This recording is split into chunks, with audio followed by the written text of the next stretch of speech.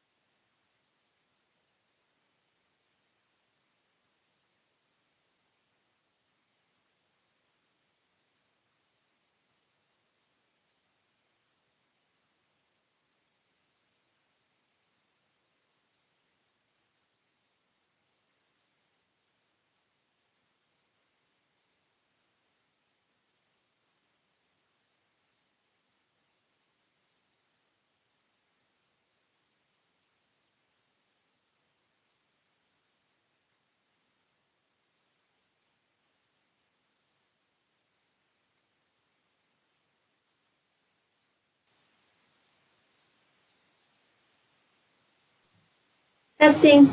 Testing.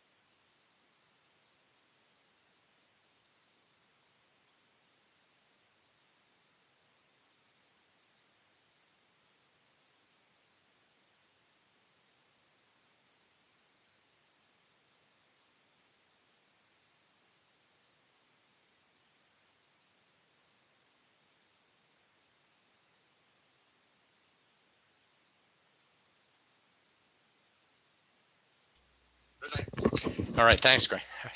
Eric, yeah. All right. It is 9:03, and I want to welcome everybody. Today's Thursday, February 4th, 2021, and today we have a special session, and if necessary, the ability to go into executive session.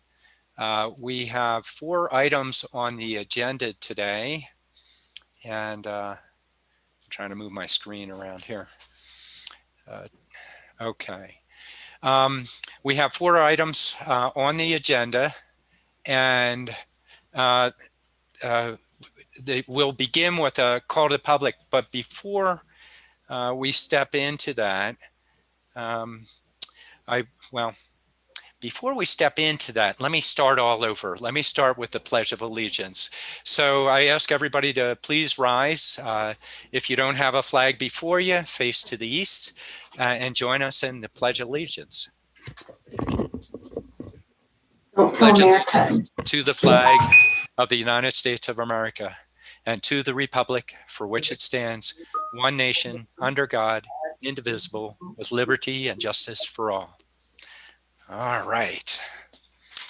Now, the next item is we have is a call to the public, but I want to make a point. There are a lot of people here that would like to comment on item 4. Item 4 is a discussion in relation to the potential to fill the seat of District 2. The call to the public is for items that are not on the agenda, so not that item right now. And it's asking people if they have comments that aren't associated with that topic, that aren't on the agenda, if they have comments for us. What we'll do is at approximately 11 o'clock, we should be reaching item number 4, items 3 and 4. And at that time, when item 4 comes up, I'll provide an opportunity at the beginning of item 4 so that people can have an opportunity to comment. And we'll go into additional pieces associated with that. For now, I'm doing a call to public on items that aren't on the agenda. If there's anybody out there that would like to comment, Eric Peterson, our government affairs person, is out there and running the show here. So he'll describe how you can use the call to public. Thank you, Mr. Chairman. Members of the public, good morning. If you do wish to address an item that is not on the agenda, that is this moment, the call to the public, simply please use the raise your hand function down on the bottom of your screen, and we will be happy to take your comment, again, on items not on the agenda. So that would be the time. You can use the raise your hand function for items not on the agenda at this moment.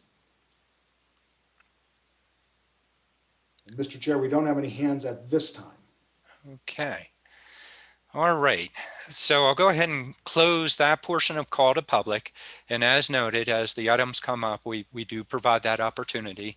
And we're looking for item 4 that if we run fast, I think what we'll do is we'll hold till 11 o'clock. There is a possibility that we might run over and shortly thereafter, we'll probably need to provide a break, but shortly thereafter, we'll start item 3 and then 4 at approximately 11 o'clock. And that'll help people understand that.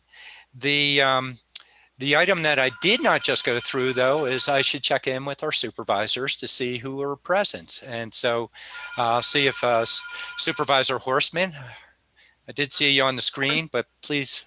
I am present, and good morning, Chair, and good morning, other board members and members of the public. All right.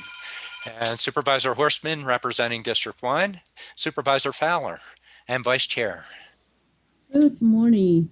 This is Lena Fowler, Coconino County Supervisor for District 5. All right. Good morning, Lena. And then we have Supervisor Begay. I can't hear you, Judy. I think you're on mute there. Okay, Judy Begay, 22 ni stone said good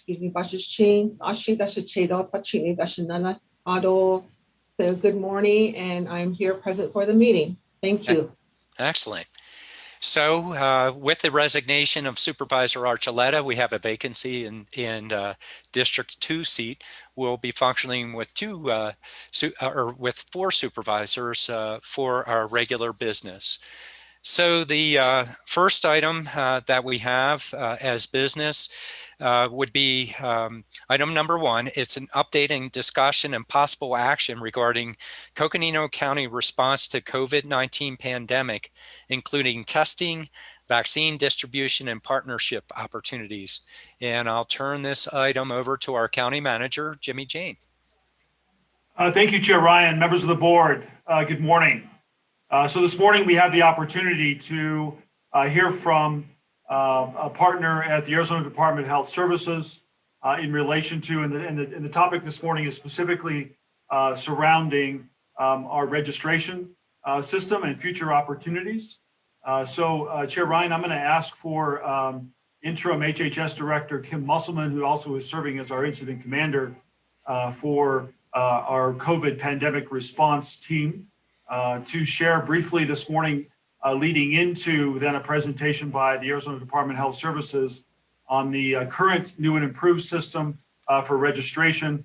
I know there's been frustration with the public in registering for vaccination appointments in our county. And the board and our staff are committed to finding a positive path forward for this experience. So Chair Ryan, if it's okay, I'll turn the time over to IC Musselman, who then will introduce, and we'll have our IT director, Matt Fowler, along with our partner at ADHS. All right. Thank you. Great. Thank you, Jimmy. Go ahead, Kim. Thank you, Chair Ryan, Board of Supervisors, County Manager. Good morning. I'm going to be brief. We're excited to have Amanda Lusk here from Arizona Department of Health. I know that actually Deputy IT Director Helen Costello has been working closely with Amanda and in preparation for doing this demo. So I'm actually going to turn it over to Helen if she has any comments, and then help get Amanda all set up here so that you can see what ADHS has been up to and the great improvements that have been being made over the last couple of weeks. So thank you, and I will turn it over to Helen. Thank you, Kim. Good morning, Chair Ryan and members of the board. I just, very briefly want to echo Kim and thank Amanda for being here this morning. She's going to provide a brief demonstration of the state registration site for vaccinations, the POD site. And I know she's been very busy, and we're lucky to have her here with us this morning. So thank you very much, Amanda. I know we spoke briefly yesterday in preparation for her demo today, and she's open to answering questions as you go. And this will be a very informal demonstration. And thank you again. Let me know if you need anything, Amanda, and I'm going to hand it over to you. Good morning, everyone. Thank you so much. I'm happy to be here, and I will go ahead and share my screen. All right. Are you able to see it? Yes, we are. Yes.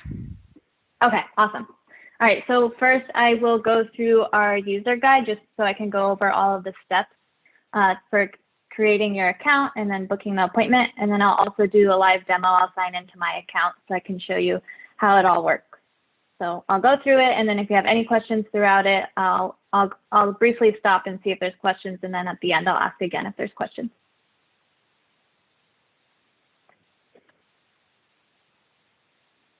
All right, so I'll start off with how you create your account. So you just go to our website, which is the podvaccine.azdhs.gov, and there's an option on the screen which says not a user, create a new account. And so you click on that link, and then it brings you to the screen here, which you put in your first name, your last name, and email address, date of birth, and phone number, and then you hit sign up. And then it will send you an email for the verification code. And so once you get that verification code, you put it in and you hit verify code. And this is what the email looks like when it comes to you with that verification code. And this is just some steps going through that in more detail. But once you get that, you put it in, and then it brings you to the screen to set up your password for your account. And then these are just the requirements for your password. Once you have your account set up, then you're able to log into your portal. So you just click on login on that home screen, and you put in that email address that you set up your account with, and then you put your password in. And then this is what the home screen looks like. We have made changes to it. So you'll see on the very front, you'll see the book an appointment. And then we now have resources to the right of that, which we have this user guide that I'm going over right now. And then there's also the report an adverse event. And then there's also a help section above, which has frequently asked questions. And so you can click on that as well, which goes over any questions that you might have about the vaccine or even the vaccine management system. All right, so then when you're ready to book an appointment, you click on book appointment. And then that brings you through these 8 or 9 steps, and you go through each section and answer those questions. So the first one that it asks you is if you're booking for yourself or dependent or family member. And so you pick that option, and you can add different family members into the system.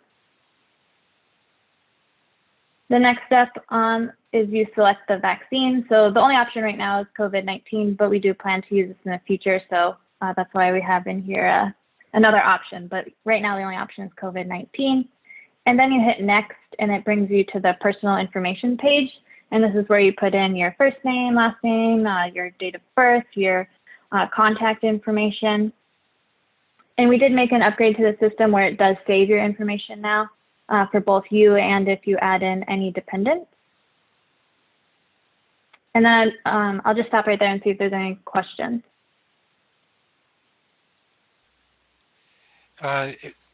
This is Matt Ryan, Chairman. Just a point, in one piece of the display that reason we're seeing this is the state system most people are accessing. I guess if we can explain a little bit more of the foundation of the discussion, and then initially people were challenged with the system, but a lot of upgrades have been made. So just noting those points would be helpful just for our edification and helping the public, knowing that people had been had gone through challenges, but apparently are making many fixes associated with it. Supervisor Fowler, did you want to comment? Yes, thank you. Now, this this application, this registration, it is on when someone wants to get a vaccine at Fort Tuthill, this is what they go through, right? And the other question is that all our health care providers, are we moving to this system and they're not taking their own registration? How is this being set up? Kim, do you want to answer that, or? Sure. I thank you, Vice Chair Fowler, Chair Ryan. What I will say right now is this is not the system we are using right now. We are still using the Eventbrite system for registration at Fort Tuthill.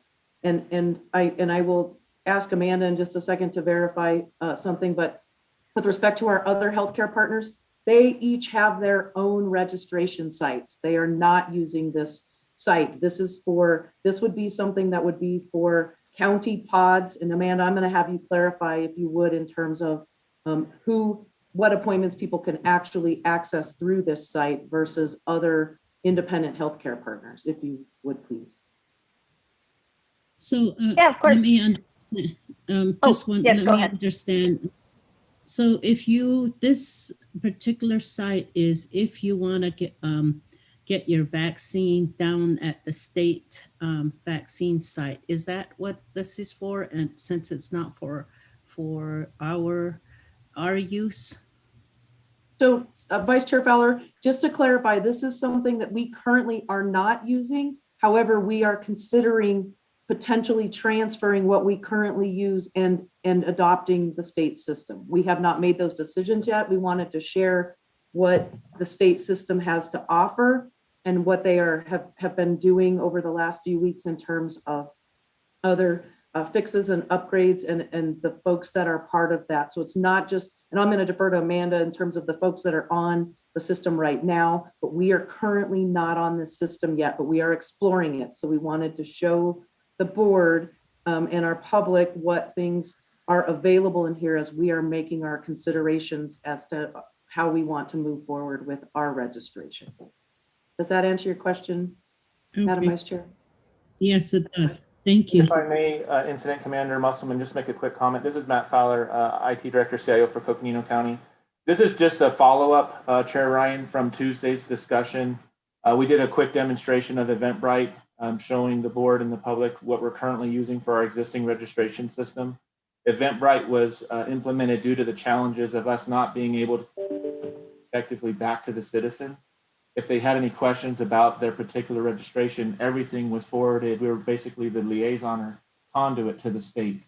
And so we've been working aggressively with Paula Mattingly and the DHA staff with Arizona and making tremendous progress to make it to where we could utilize the state system.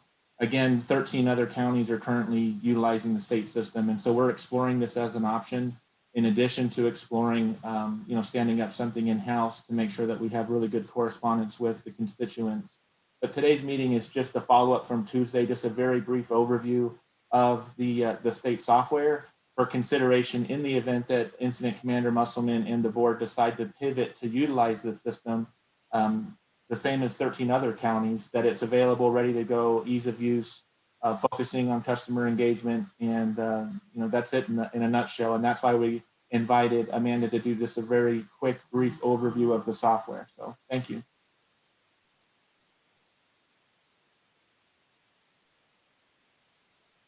Okay. And just to touch on that, it isn't just for State Farm and the Phoenix Municipal. Each county is using it.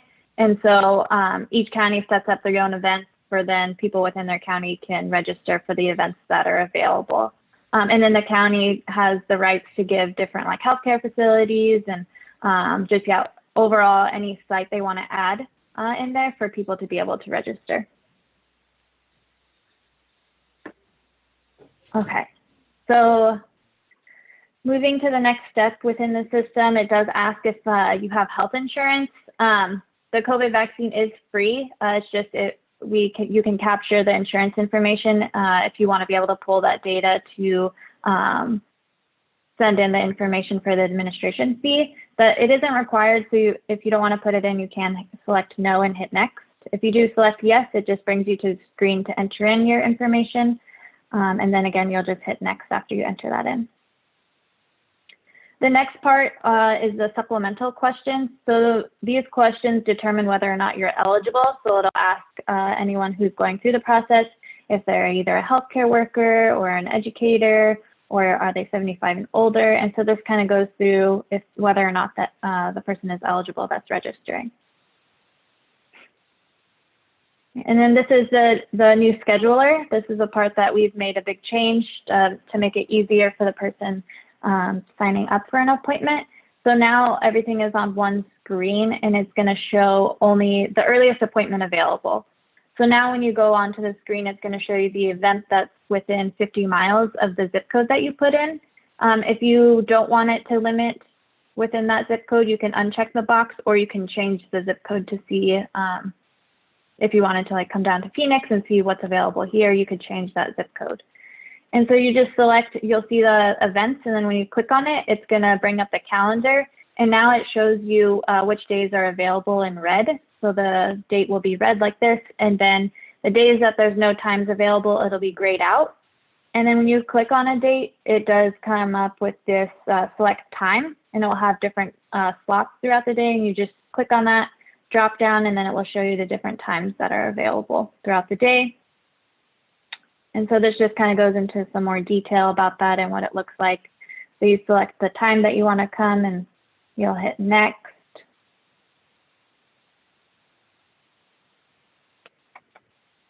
And then once you hit next, it brings you to screening questions.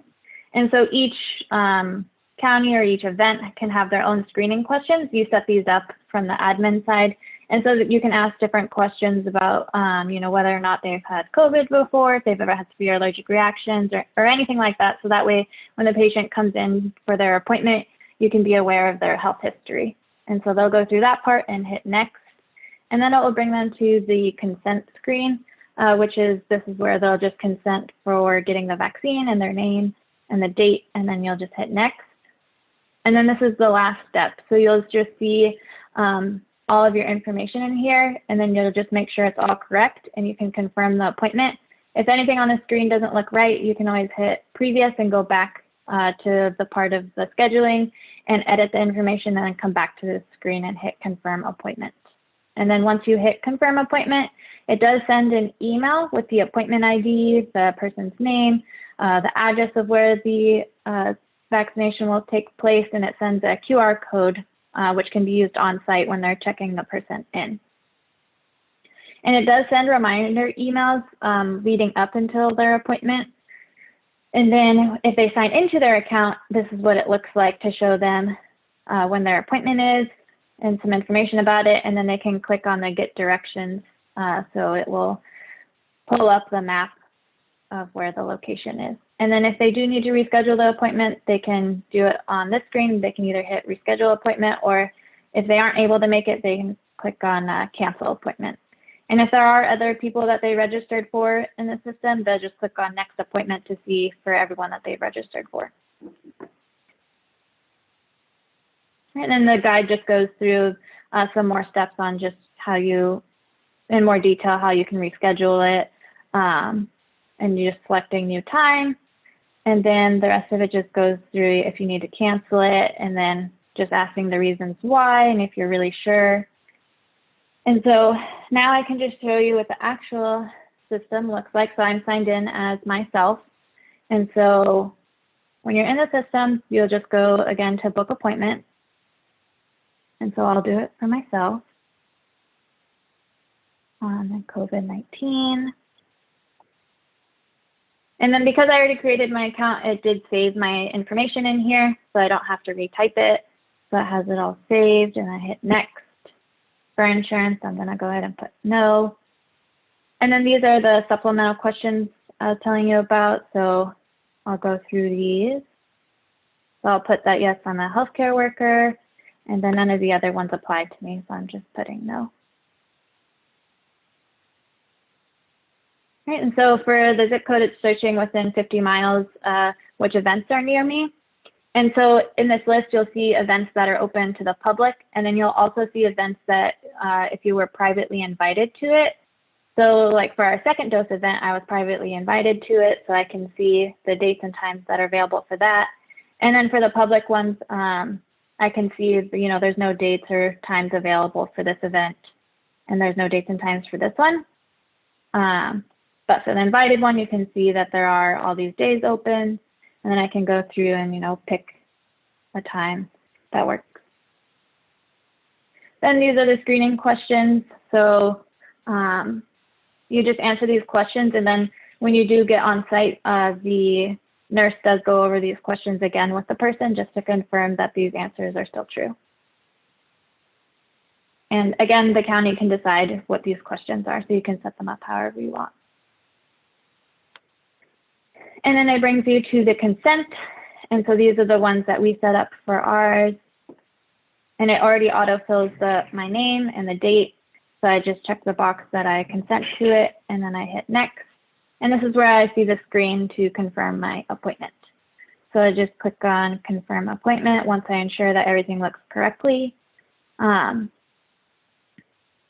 then it just takes it a second, and then it'll load on the home screen.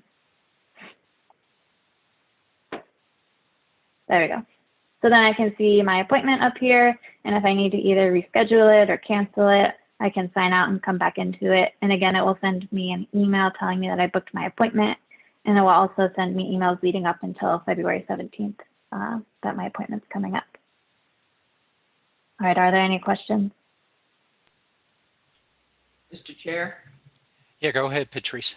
Yes, thank you. And thanks, Amanda, for this information. And I will tell you that it's substantially improved.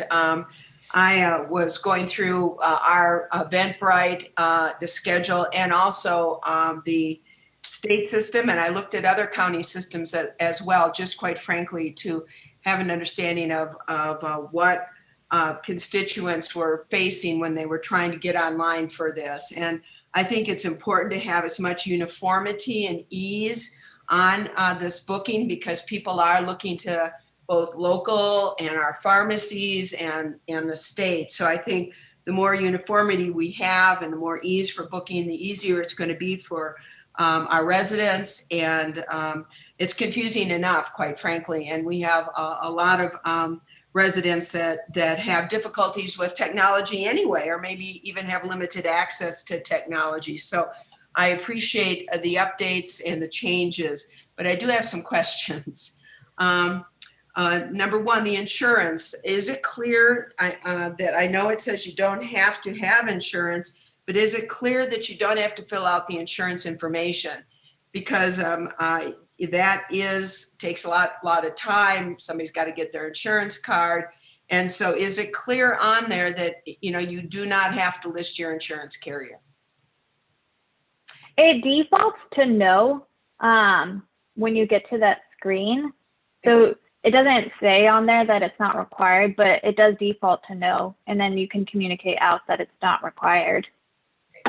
I will tell you, it'd be nice to put optional up there. And it would have been nice for me. I mean, when I was going through and trying to figure this out, I can't tell you how many times I entered my insurance information and I had no idea. I could just say no.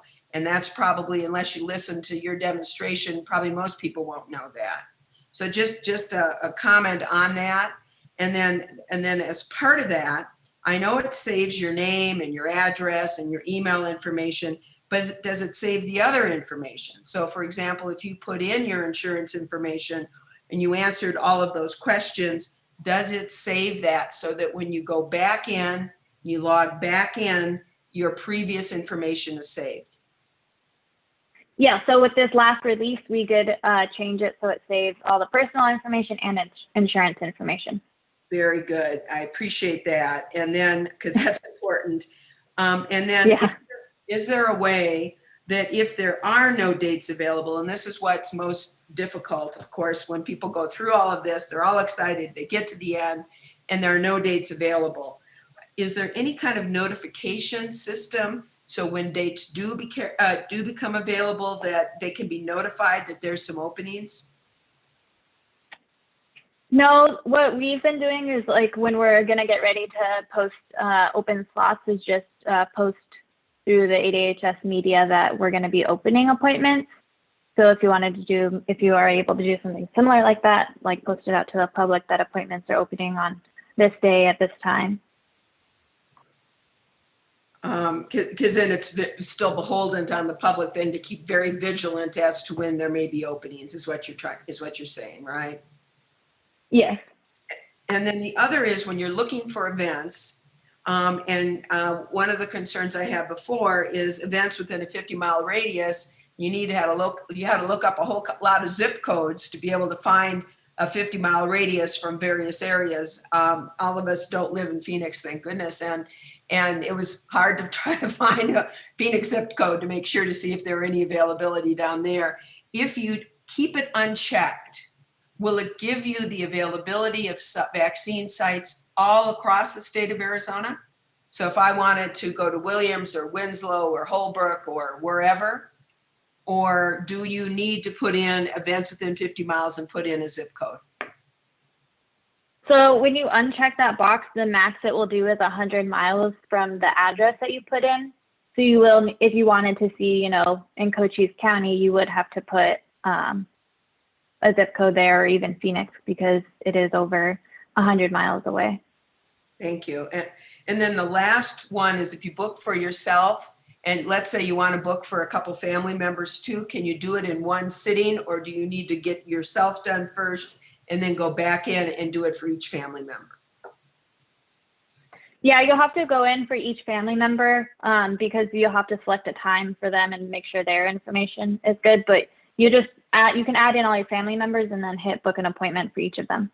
Very good. Thank you. And then it will show on the top, it will show on the top right here all of the appointments that you have, and you can click on that next button and you can see all of their appointment information. Thank you, Amanda. I appreciate this overview. You're welcome. Mr. Chair. Go ahead, Lena. Chair Ryan, thank you. What is, if the vaccine is free, then why do you need the insurance information? What if we were just to leave that out? So Chair Ryan, Vice Chair Fowler, if I may, I would be happy to answer this question. The vaccine is free. What we are able to do at HHS is, even if people don't have insurance, and if they do have insurance, either way, we are able to actually process that insurance information for the administrative fee that we are able to recoup through county HHS for appointments that we are scheduling. So that is the reason that insurance is listed. And that is why, and currently what we are doing at HHS is we are capturing insurance information, or if people do not have insurance, we are able to actually submit for an admin fee through a separate insurance provider that the federal government has given us, that we are able to then submit that for the Medicare reimbursable rate of the administration fee. So these are something that we don't need the board to make a decision about this today, but we can certainly have further conversation about this in terms of whether or not we want to capture this information. But that is why it is in there, is that there is the ability, and many counties are doing it. I know at the state sites they are not, capturing that. Those are some future decisions that we will look for the board to give direction about how we want to do that. But I just wanted to give that understanding as to why it is being captured. And even if people don't have insurance, we are able to submit that for reimbursement on the back end. And so those are future decisions that will need to be made. So hopefully that helps clarify why it's in there right now. Well, thank you. I am just, I'm like Supervisor Horstman, is that people may think that insurance is required, or they may think that it's not, if they don't have it, then they won't be able to, they won't go further to complete their application. Maybe it needs to just stay right up front. Vaccines are free, but it would be great if we had your insurance or somehow put in there that we appreciate your insurance information. Yeah, But thank people you. need to understand that the vaccine is free. Thank you. Yeah, thank you, Vice Chair. And I will just say that currently on our system, it does say that right at the very beginning with respect to insurance, but agree completely. We need to be very clear about that and help our residents understand that. So thank you. So before we hop over to any of the other supervisors on the questions, just a little bit more framework on what we're doing right now. I mean, a lot of what's being asked is important because we want to improve the systems that we use. We saw what we're currently using last week, and then we have Amanda presenting the state system, showing what's going on with that. So some of these, if they get very specific, I think our staff can work on those type of questions and do comparatives. Understanding how to use it and all. But the hope here is to get a general view of the comparison between the two. Kim, do you want to add to that? Thank you, Chair Ryan. That is absolutely the information that hopefully is the takeaway today, that we certainly are on the back end working with Matt and his team and our HHS team. Many of these questions are things that we're already vetting. So, appreciate that we recognize what those concerns are, and certainly encourage the board, if something has come up that you want to make sure we are addressing, please email that directly to me, and we'll make sure that we're looking at those pieces as we are making decisions going forward. So thank you for that clarification, Chairman. Okay.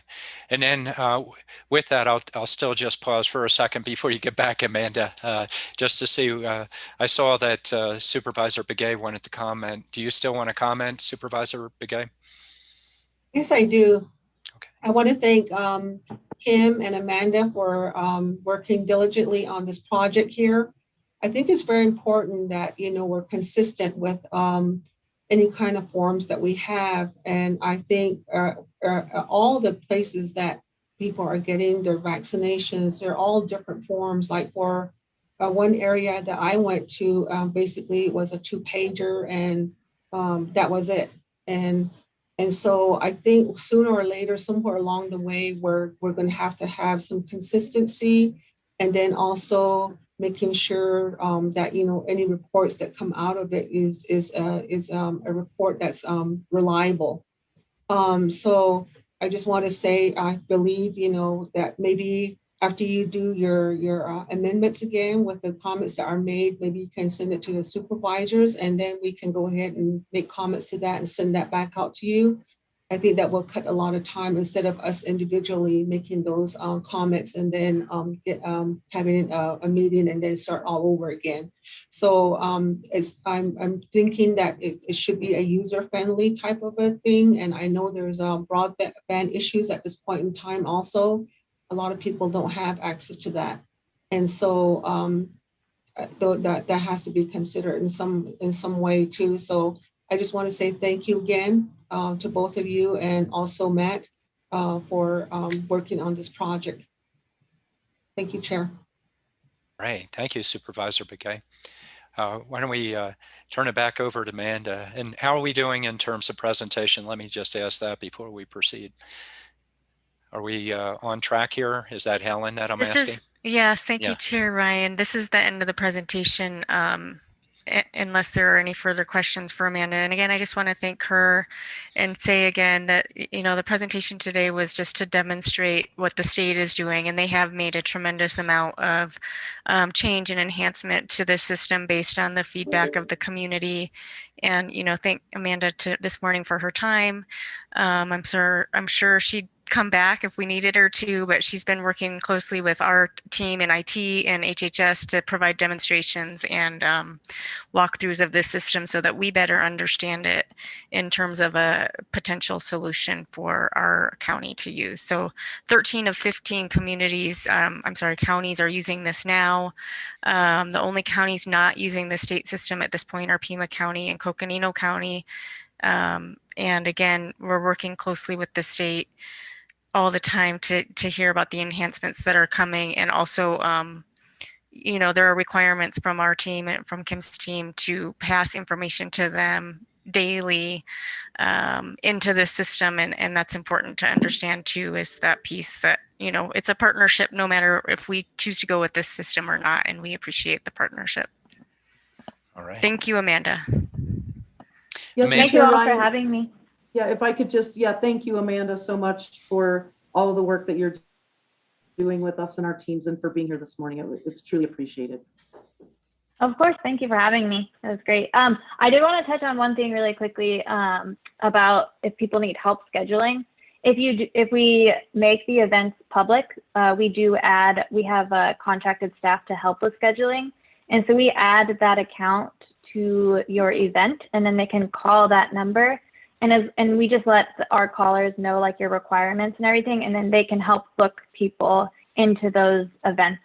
So they can call that number and say, I'm a Coconino resident, I need help scheduling my appointment, and then they can help them over the phone. Okay, and before you run away, Amanda, let's just double check and make sure we had all the board's questions answered. Patrice, it looks like you're hopping up. No, just thank you, Amanda. I really appreciate this and like the idea of uniformity and ease here for our residents. So thank you so much for this information. Very informative. You're welcome. Supervisor Fowler, Lena. Yeah, same here. Just really appreciate the demonstration, and just to let the public know again that we are working closely with the state and all of our partners. I think that message is very important. Thank you. Yeah, as week one of vaccines rolled out, everybody was struggling with the systems. And then as time has gone on, there have been struggles, but improvements have been made. And that's a question before us as we take a look at where we need to go to help our community members have an ease with the process. We're hearing the state system has made a lot of improvements, and we've had Amanda here to show us some of those as she's doing her demonstration. So really appreciate your time, Amanda, for that. And I probably want to swing back to, I don't know if it's Helen or Matt or Kim on this, because and, you know, I'll note that I'll go back, and we had the presentation on our current system the other day. Now we're looking at this system. Another piece of the question is we can always go customized, as Matt was presenting during the presentation, but those systems would begin at approximately $350,000 and probably be much higher than that. And so, again, as our staff takes a look at it, they're vetting through these questions, and it's where we can take what we're learning from the community and convey to our staff members. So I saw Kim bubbling up. It looks like you're going to go next. Is that right? Or I certainly can. Thank you, Chair Ryan and supervisors. And again, thank you, Amanda. Really appreciate you being here today. Chair, I would just kind of conclude in terms of where we're at right now today. And certainly I want to give Matt and Helen an opportunity, and of course, County Manager Jane. But again, this is an information gathering component to this. We're trying to, work through all of these different pieces. Certainly want to be able to make this the best customer experience possible. but also make sure that the board and our public understand there are certain things, and with respect to some of our other medical partners and other things, that there is not necessarily going to be at any point in the near future just one general system where everyone can go and book an appointment anywhere at any location, including pharmacies and others. There's still a lot of individual scheduling out there based on places that already have a history and have medical records and other things that they are capturing data into. So I just want to make sure that, that folks are mindful of that as we come back and have further discussions with the board and get ready to just, let you know some of the recommendations. Want you to be mindful of those things, that we're trying to vet those and come back with as much clarity that we possibly can have. So I would just conclude with that. Certainly, Matt or Helen, if you would like to add to that, be happy to have you jump in and do so. So thank you. Yeah, thank you, Kim. I think, obviously what we want to do is educate the board and educate the public, and we also want to be fiscally, responsible.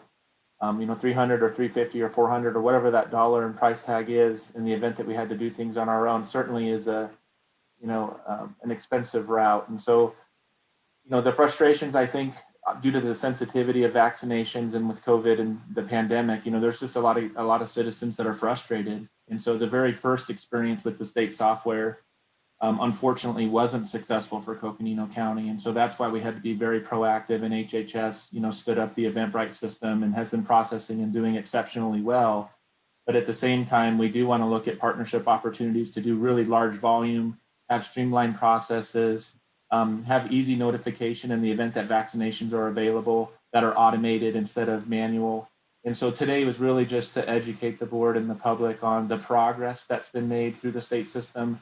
And again, appreciate, DHS and Amanda coming online and explaining what those enhancements are. And I think really with any product, it's never going to be perfect. And, nobody really knew that the pandemic was coming. And so obviously this is kind of like building the aircraft in flight. And it's going to take time. And that's why there's revisions and releases. And so every day we're communicating locally with our HHS staff. We're communicating twice a week with Paula Mattingly with the state. And, we have a path forward in the event that the board and HHS decides to go with the state system. We understand what those enhancements are. We can put in requests for changes if there's something that we need. No guarantees on time frame, but it's a conversation and a partnership, and it's free. There's no cost, to utilize, the state system. And so obviously with some of the deficits and the change in revenue, we certainly don't have a blank checkbook. And so we're doing our part and our due diligence and really just providing options. So I just wanted to throw that out there because I don't want everyone thinking that we're absolutely going to be spending, $350,000. That's certainly a board decision. But, in the event that we're not able to meet all of our objectives, of course, we're going to have to make decisions, and sometimes costs are associated with that. And we'll have to come back to the board, with future presentations for future consideration. So thank you again, Chair Ryan, members of the board, Incident Commander Musselman. Thank you. Thank you, Matt. Okay, and Helen, were you going to comment, or did Matt? No, thank you again, and thank you to all of you. All right, thank you, Helen. I have Supervisor Fowler that would like to make a comment. Go ahead, So thank you. And I just want to make it, I just want to say again that this system of registration that we are talking about is for county residents off tribal lands. Anyone that lives on tribal lands, they need to register with their local doctors or contact the local service unit, like the Tuba City Service Unit, Kayenta, or Winslow. Those are in our region, or else Hopi. They are having their own vaccines. At Sacred Peaks, if you have been seen at Sacred Peaks, which is owned by the Tuba City Regional Healthcare Corporation, then you need to, you can get your vaccines there. So just there's a little bit of confusion between for Native individuals as to where they should get their vaccines. So like, for example, I live in Tuba City, so therefore I would go to the Tuba City Service Unit and get my vaccines when there is an event with the Tuba City Regional Healthcare Corporation. So I just want to just make that clear that this system we're talking about are for individual citizens that live off of tribal lands. Thank you, Chair Ryan. All right. Thank you, Supervisor Fowler. And as always, as much as it's confusing for people, the more we help convey these unique circumstances, the better. So are you done, Kim? And I see Jimmy out there. How would you guys like to conclude here? Chair Go Ryan. ahead, County Manager. Yeah, thank you. Thank you, Chair Ryan. I just want to reiterate our thanks to Amanda and to Paula and the team at ADHS for kind of your work in this partnership space to serve people. And that's really, we have different roles, but our goal here is to make sure that our residents in this county have access to vaccinations and can do that in the easiest way possible. And thank you, Director Fowler and Assistant Director Costello for your work and your diligence, and the IT team in working with ADHS proactively to say, here's on the ground what this could look like. And here's some things we'd like to see moving forward. And Amanda, I just want to say thank you to you and Paula, and please pass on our thanks.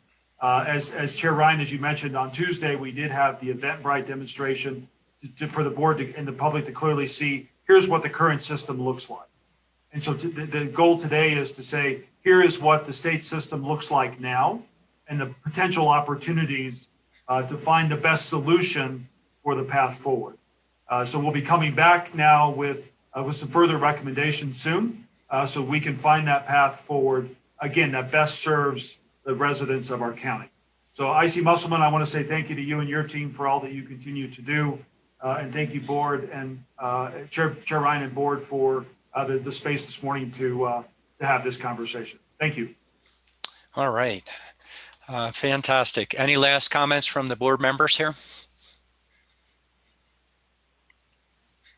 Not seeing anybody bubble up. Okay, that'll conclude item number 1, which is COVID-19. Our item number 2 is discussion and presentation on Public Works Stimulus Plan for fiscal year 2021. We're about 8 minutes ahead. And what I'm going to suggest is, you know, we all had our morning coffee. Why don't we take 5 minutes and come back, and we'll be right on time if we do that. All right.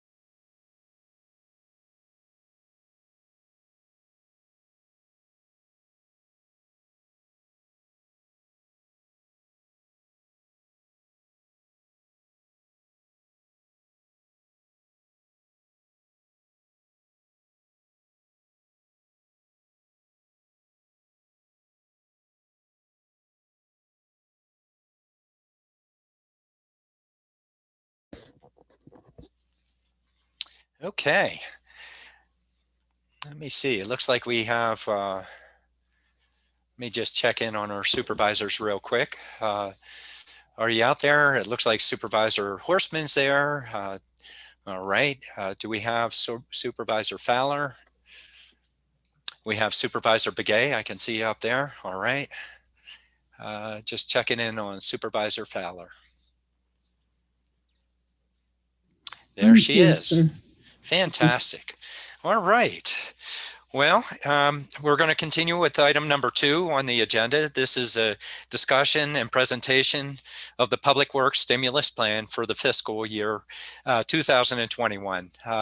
And we had a question that came up. Do we give public comment for each of the items? Typically, we have call to public. Normally, it's on a work session item. We don't have a call to public during work session items. Where we have action, we do provide an opportunity for comment. And so we do have items 3 and 4 that we have that potential. Item 3 would be acceptance of the resignation letter of Supervisor Archuleta, and item 4 is a discussion of potential methods and or replacement of Supervisor Archuleta. That's where most people would like to have comment, and so we're holding public comment for that item. I can check in on item 3, but I think that would be more routine in nature. So this is a work session item, and in this case, this is a public works item, just double checking we're not doing flood control and don't have to form as the flood control district. We have Lucinda Andriani, our public works director and deputy county manager, that'll be presenting on this item. All right, good morning, Chair and members of the board.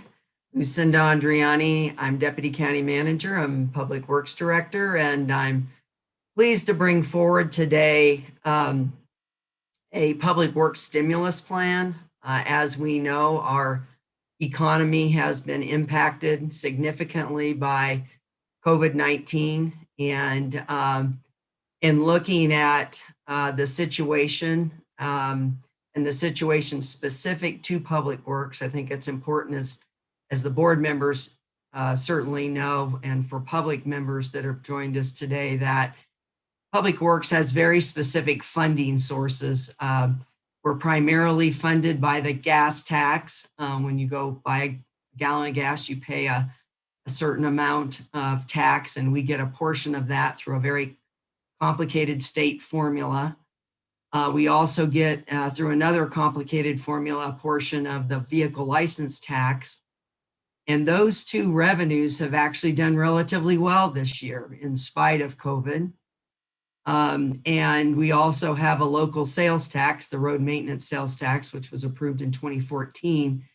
That hasn't done as well. However, compared to the long recovery model revenue projections that we made for this year, it is doing better than projected. So in looking at our revenues, we would like to propose to the board, and this is for direction, that the money that would be put into the stimulus projects is in our budget. We do not need a budget adjustment approval. So this isn't for approval. This is really for direction today from the board.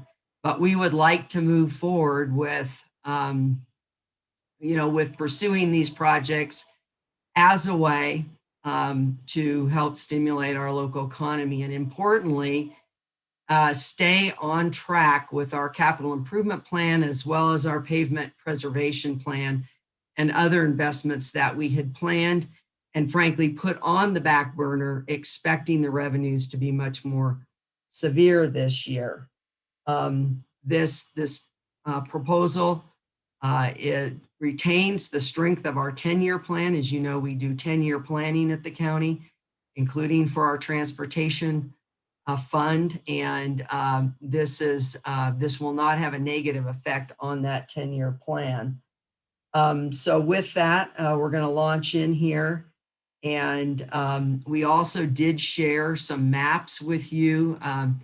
Those of you that have been to your offices, they're either at your offices. I know some of you do have the maps. We're not going to refer or to those today. If you have any specific questions about them, we're happy to meet with you individually after the meeting at any time at your convenience to review those with you. But we wanted you to be able to see both the past history of our capital improvement projects as well as our pavement preservation projects, as well as the roads that we maintain on the Navajo Nation through our agreement with BIA. So those maps are really for your edification. So with that, I'm going to turn it over to Esler. He's going to talk a little bit about the economic activity, and then we're going to move in and talk about the actual financials. And then Christopher will present the actual stimulus project. So thank you, Esler. Thank you, Lucinda. Good morning, Mr. Chairman, members of the board. Thanks for having us here. And that is correct. In light of the presentation on the topic today, we just wanted to go over some of the key fiscal and economic indicators that informed our stimulus plan. This slide shows the economic output, the GDP, with the drastic drop at the beginning of the pandemic and the recovery. However, the level of recovery is still lags behind the pre-pandemic level. We also wanted to share with the board the local unemployment rate and numbers in Coconino County, with the peak of unemployment at 17.5% at the beginning of the pandemic, and a constant improvement all the way through the later part of the year, and then that unemployment number improvement has seemed to have stalled in the late fall of last year, with the rate remaining at about 9%, or about 9% unemployment in Coconino County. This next slide is really telling, and it's a snapshot of the industry and employment and wages in Coconino County. And what I wanted to point out in this one particularly is the number of employment in Coconino County when you compare it over from December 2019 to December 2020, which is the latest data, dropped by about 10,300 people. So that's a pretty significant change in the employment level. The other, the table on the right shows the different the different industries and the weekly wages in different sectors of the economy across these are the state averages across the board, with one of the employment numbers and the challenges that we all face is the higher cost of living in Flagstaff, which makes our employment more challenging. This the next couple of slides, I just want to recap some of our budget planning process and efforts in FY 2021. Lucinda mentioned that we adopted the county's conservative planning effort that we put in place, which meant that we reduced our budgets primarily in our capital items at about $4.7 million. And we also set aside about $1 million to cover any potential state sweeps of HERF funding that had happened in previous recessions. However, the current status of the revenues is better than what we had forecasted under this long recovery model, which gives us enough confidence to bring forward the plan that we are bringing. And we are still on track to keeping our overall budget reduction in our operating budget through the cost savings and as well as the vacancy savings rate across the public works team by keeping those some of those positions open. Then the next slide is a snapshot of our current transportation fund revenues that are restricted funds that can only be used in the transportation and transportation related projects. And we are currently seeing about a little bit over $3 million in terms of revenue, better than what we had forecasted. And this shows all the different funding sources for us across the board to date. So with that, I'll turn it over to Christopher. Sorry, I'll turn it over to Lucinda. Great, thank you, Esler. And just want to share, we noted that we had set aside funds in case the state had come in and began to sweep any of our gas tax funds. This has happened historically. It actually started, the most recent experience with that was 2000 through about 2016, 15, 16. We had seen sweeps or reductions in our gas tax distribution to the county. At this time, They would never do that. yeah, right.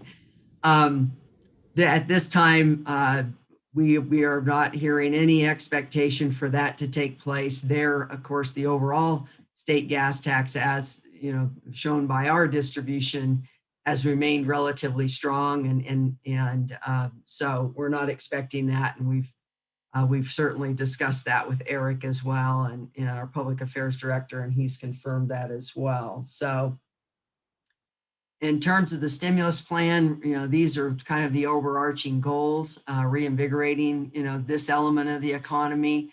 It does provide some better jobs typically, and for a diverse workforce, which we think is really a positive. In terms of, you know, the projects that are being proposed for all but perhaps maybe one, they are shovel ready, they're engineered, they're ready to go to construction.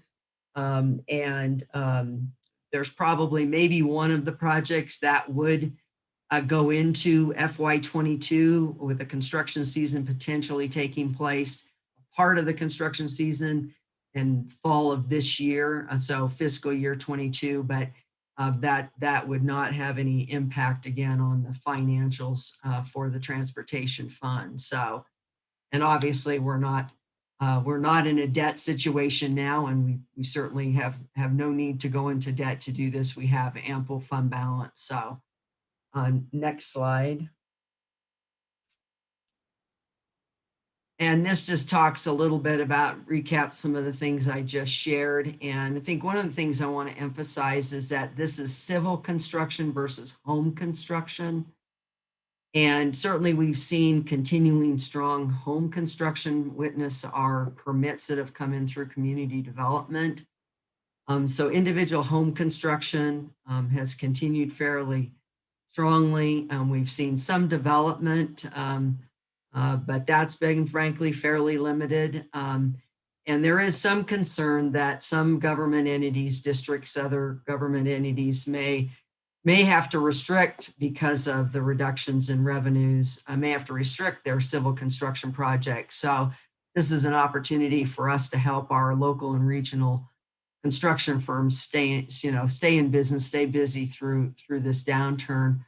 Also, we certainly saw this significantly during the Great Recession, when we were in the process of mitigating the Schultz flooding disaster, and in total, I think we ended up spending about $40 million in that effort. And during that time of the Great Recession, that had significant impact on our local economic activity. So we've done this, you know, that wasn't a planned effort. That was a response to a disaster, of course, but showed the success of local stimulation to the economy. So with that, the other question that may come up for some is the risk of conducting this type of work in a COVID environment. In fact, actually, civil construction in particular is one of the safest and lowest exposure.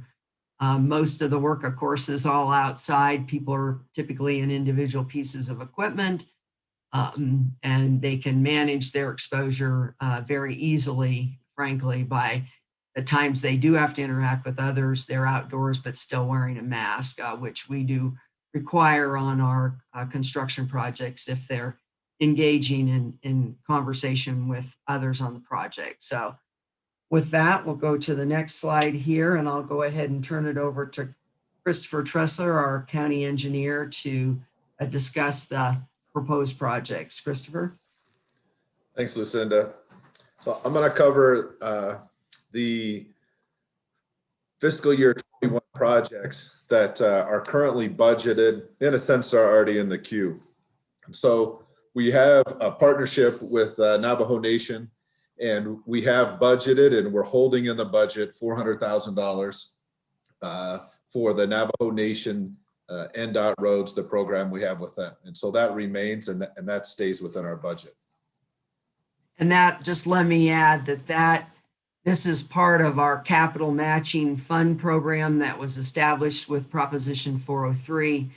And this money is for a specific project. They've completed N21 phase 1, and they hope the plan is to go to construction soon on N21 phase 2. And we're holding this $400,000 to match the NDOT funds that will be contributed to that project. So thank you. Go ahead, Christopher. So on the next slide, we're looking at completing the Belmont Access Safety Project.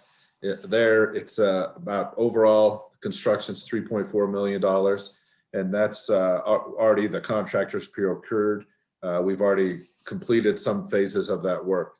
And then the pavement preservation work that we're completing this year, currently without the stimulus plan, $1.2 million represents about half of what we need to maintain and realize the full service life of our roads. It's important that we do chip seals and we maintain them to address in a sense, the UV damage, the degradation of the oil on these roads. And so the 1.2 million represents a reduction based on anticipated revenues after the budget cycle a year ago.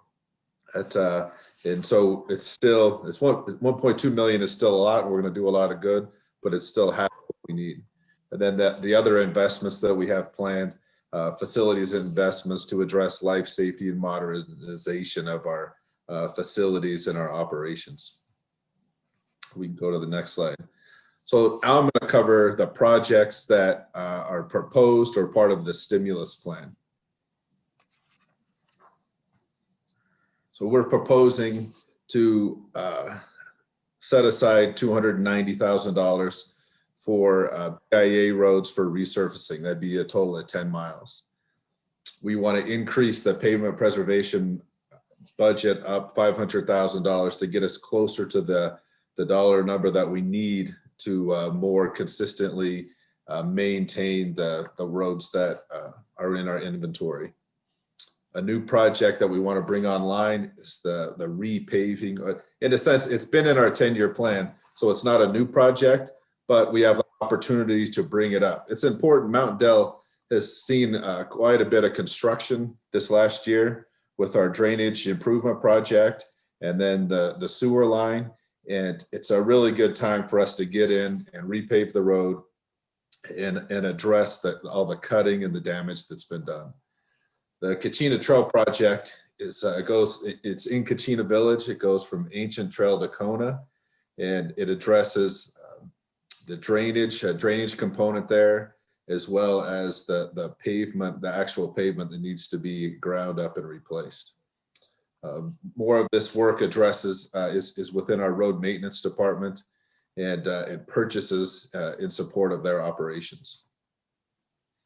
As we go to the next slide, and I'll talk about that the BIA road resurfacing project for $290,000. It's going to be 10 miles of road resurfacing, and at this time we see it divided up in the following ways with these NDOT routes, these school bus routes. Yeah, and these are all the school bus routes that the county is responsible for maintaining on the Navajo Nation. And we do that through an agreement with BIA. We did a similar resurfacing effort back in 2016, and we have not yet received approval from BIA. We wanted to have this conversation today with the board, of course, and get direction, but they approved our project prior, so we don't expect any issue with that. And those are the projects. So I'm going to turn it over to Lucinda. All right, thank you, Christopher. And just in closing here, I really want to emphasize that, oops, start my video here, sorry. Just want to emphasize that I think for those of us and certainly board members that were part of the 403 effort, this is really an effort to maintain our commitment, the promises made and promises kept with regard to 403, to be able to continue with construction and maintenance projects that were proposed through that effort. So I think that concludes, our presentation. We believe we can make these investments and maintain our fiscal responsibility and continue to make investments into the future. So be happy to answer any questions or take any comments. Thank you, Chair. All right. Thank you, Lucinda, Christopher, and Esler. Actually, just a couple of my own comments, but I'll open it up to the questions for the board and just see where direction goes also. Just my note, again, as you noted, Lucinda, we saw during the past downturn, there were opportunities. We could actually get better prices on our products or our projects as well. But during that last downturn, during Schultz, we pretty much helped keep a lot of our professional services and contracting groups in business around here. So the job opportunity is excellent. But in the meantime, these are projects that we know we have a backlog of. We definitely need, it's not going to fix everything. And yet there are areas of need and improvement. And so when we did it last time, it was very successful. I'm pretty excited about this. Let me turn to board members and see if there's questions or comments. Supervisor Horstman. Yes, thank you. And thank you, Lucinda and Christopher and Esler. This is an excellent presentation. I appreciate the maps. I was taking a look at those this morning as well. So I do have a question, and that is, as part of Biden's federal economic recovery plan, is there monies available for some of these types of shovel-ready projects that you're proposing, stimulus projects?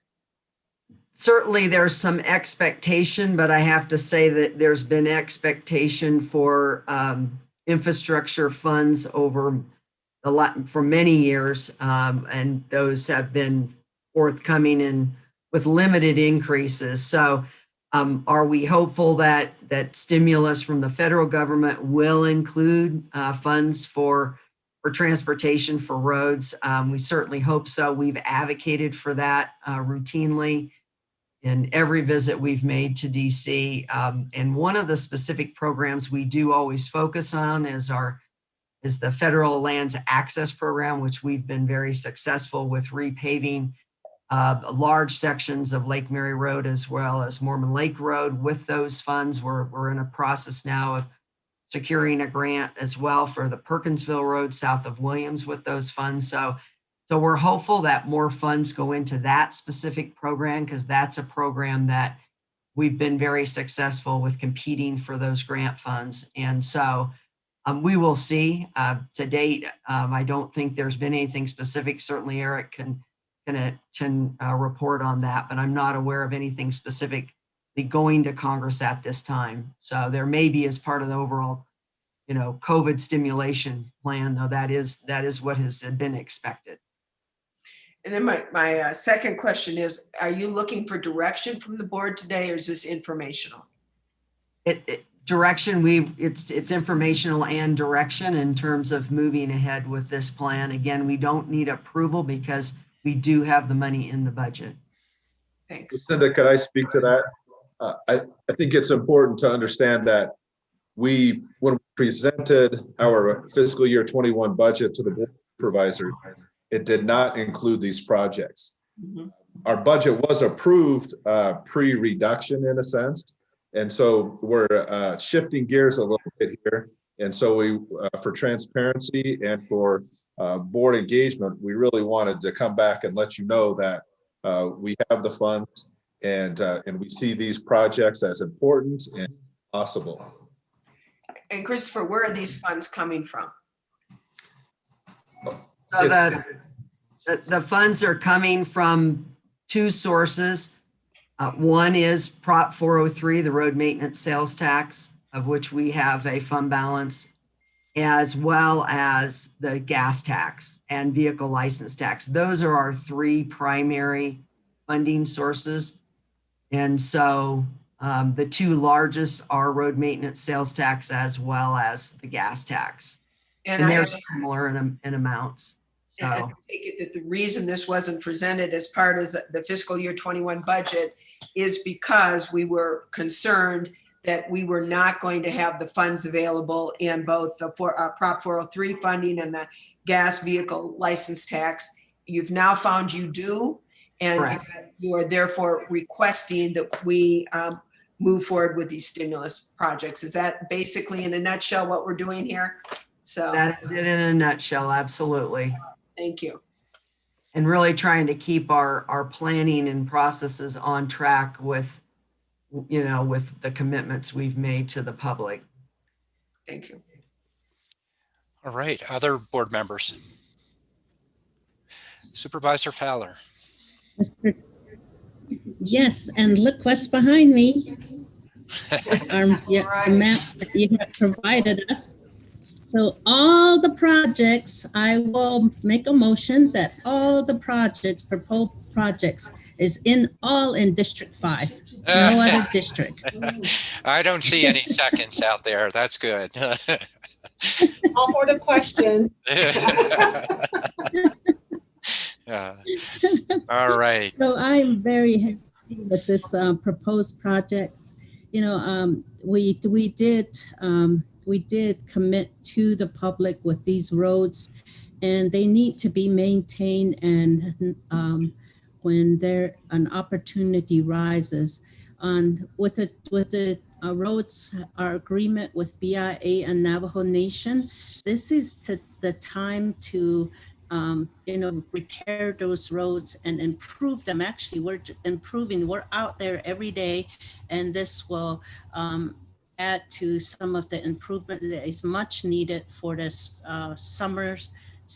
when the summer comes around. So that's really good. And all of these projects happening now when people are for the most part, staying home is the best time to do the construction and get the work done.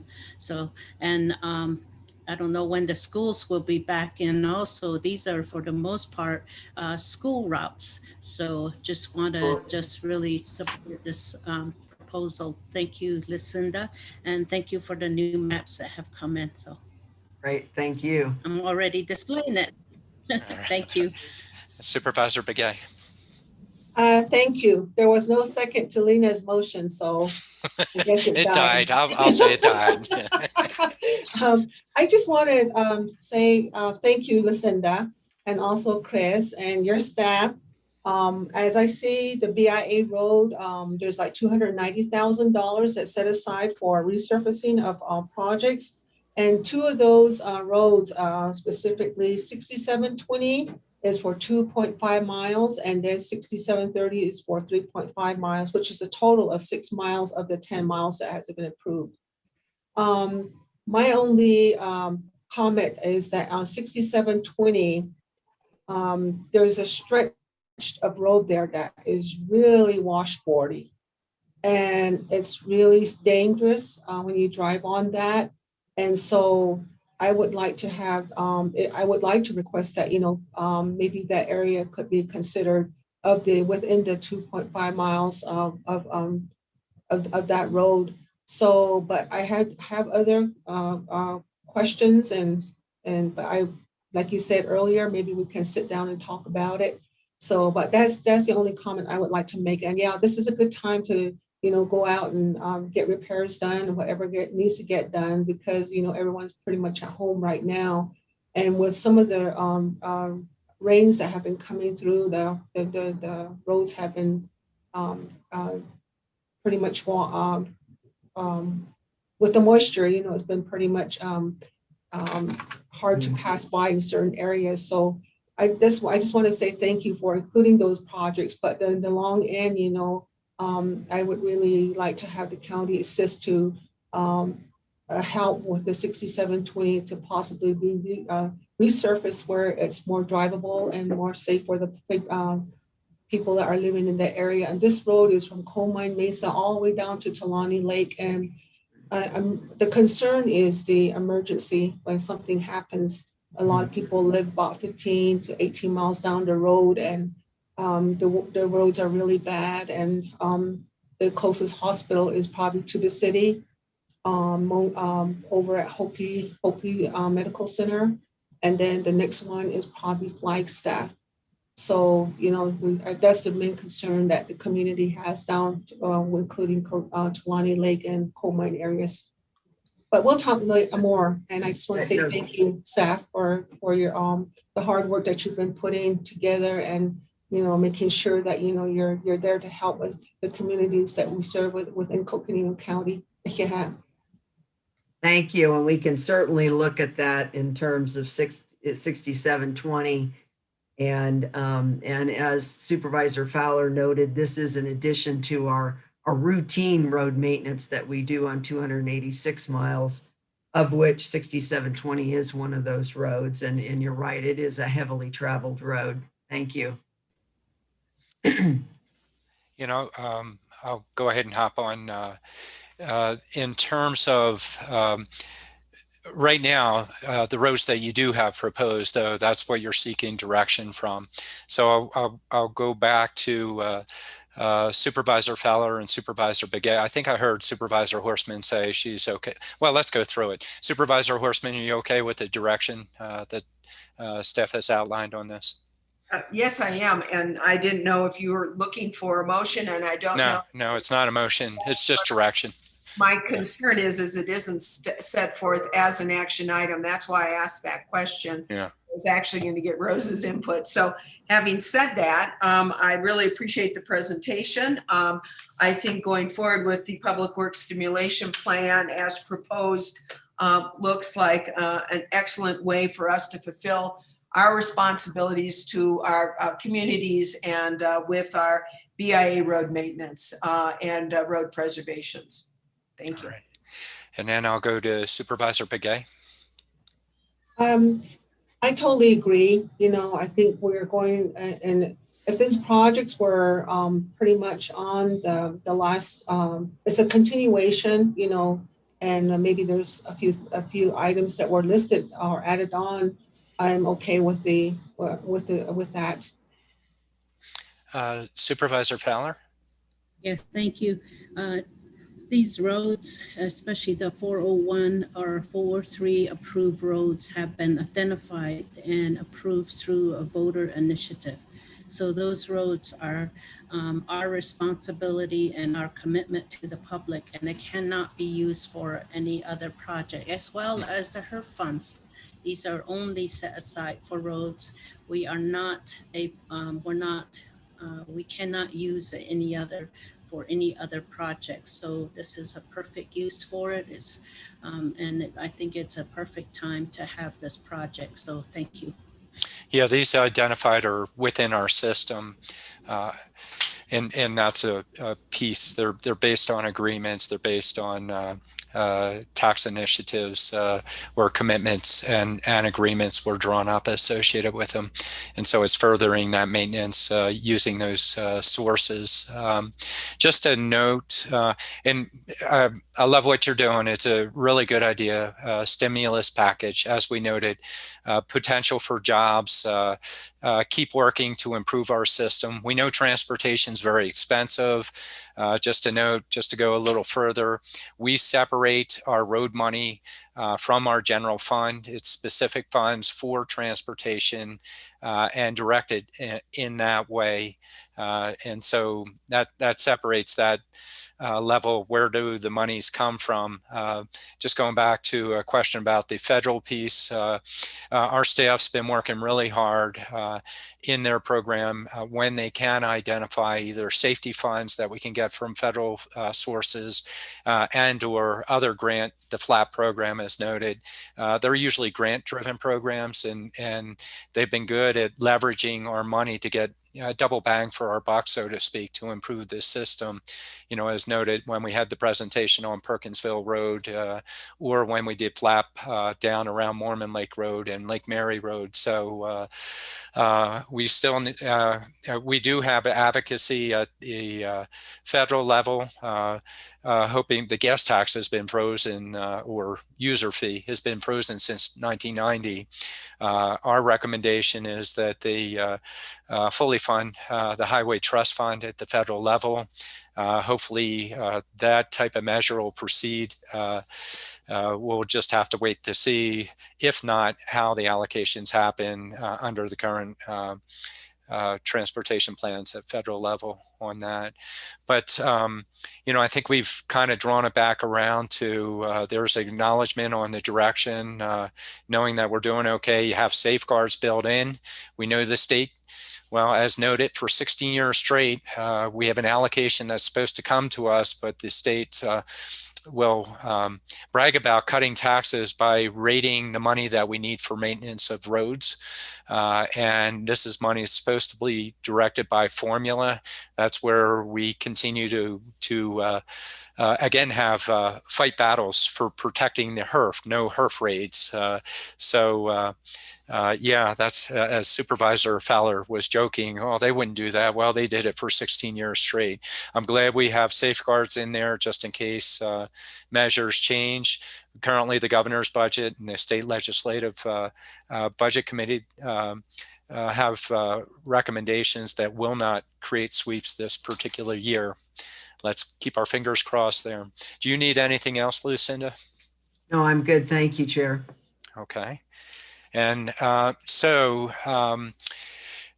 we're a little ahead of schedule, and I think for the sake of what the item is, there's a lot of public attention, and you know, rightly so, associated with items 3 and 4. I would suggest that we don't have anything else on our agenda besides 3 and 4. 3 is accepting the resignation of Supervisor Archuleta, and 4 is discussion and direction associated with replacement. I think we should wait till 11 o'clock, as we stated in the beginning of the meeting, and just take a break until 11 o'clock and come back and then conduct our business there. Just for note for all staff and board members, there's a good potential that we'll go well beyond a lunchtime hour, so you might want to squeeze something in during this break here. Is there anything else before we take a break? Not seeing any. Jimmy, are you good? Judy, looks like Supervisor Begay. Do you have anything? I just want to say that we have a lot of people that are on the panel Yes. that are on. So we just took a break a while ago, and I'm not sure we should just continue. No, going into 2 o'clock and stuff like that. I feel for the people that are on that been on since 9 o'clock. And that's what I want to say. Yeah, yeah, that's that fine balance that we're trying to work out. By the same token, when we started the meeting, we were suggesting 11 o'clock. Of course, we could always recapture this will be going on. They may miss their chance for public comment if we begin now for that. I agree, Yeah. because I think some of them did get off, also, and they might be back on by 11 too. Yeah. Okay. Are we good? The rest of the board, you okay with that? It's fine with me. Okay. I'm not hearing Lena. Maybe she already did. All right. Yes, With thank that. you. Oh, I'm good okay. with- Yes, we did. Excellent. Now we start at 11, so I think we should stay with that in case people are coming back on at 11. Thank you. Okay. All right. So we're taking a break until 11 o'clock. That'll provide everybody that's hanging in there and waiting a chance to step aside and take a break as well. All right. We'll be back at 11 o'clock.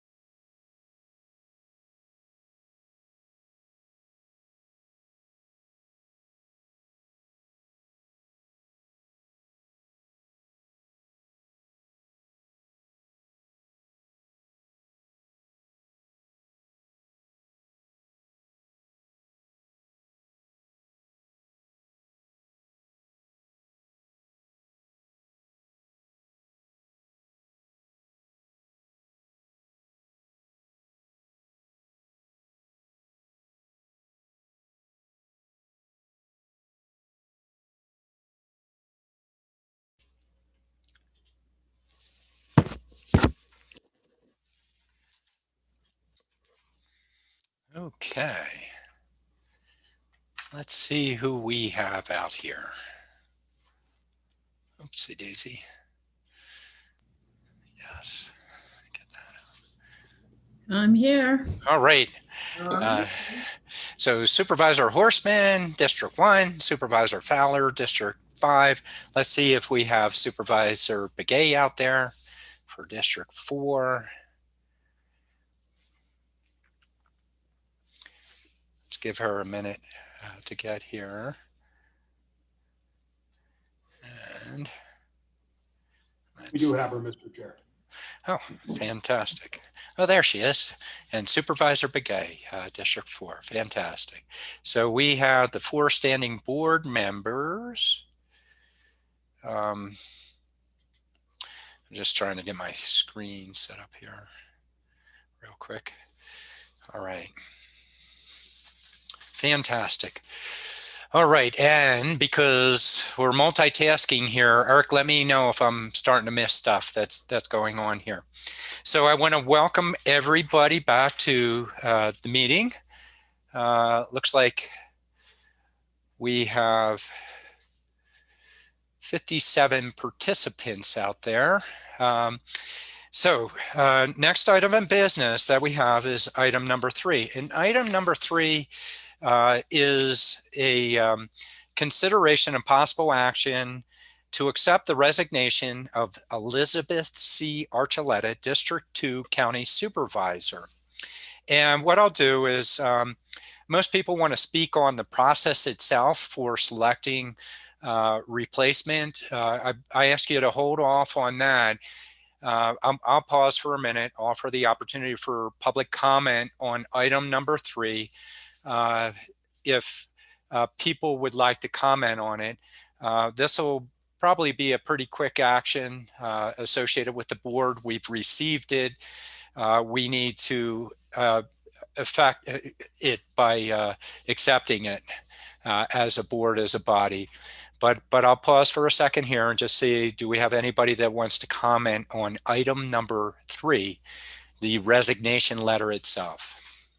And Eric, can you explain?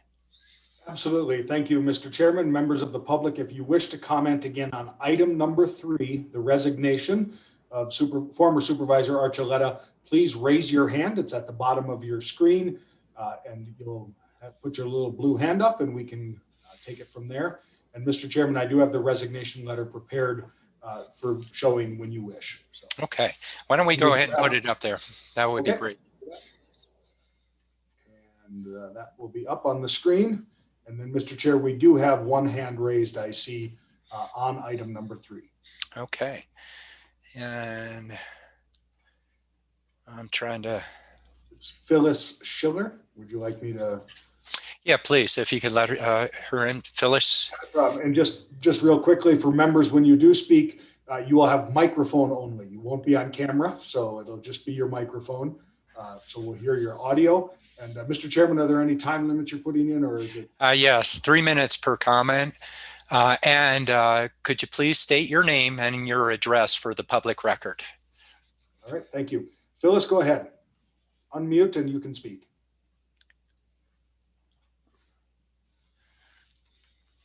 There you go. That's what.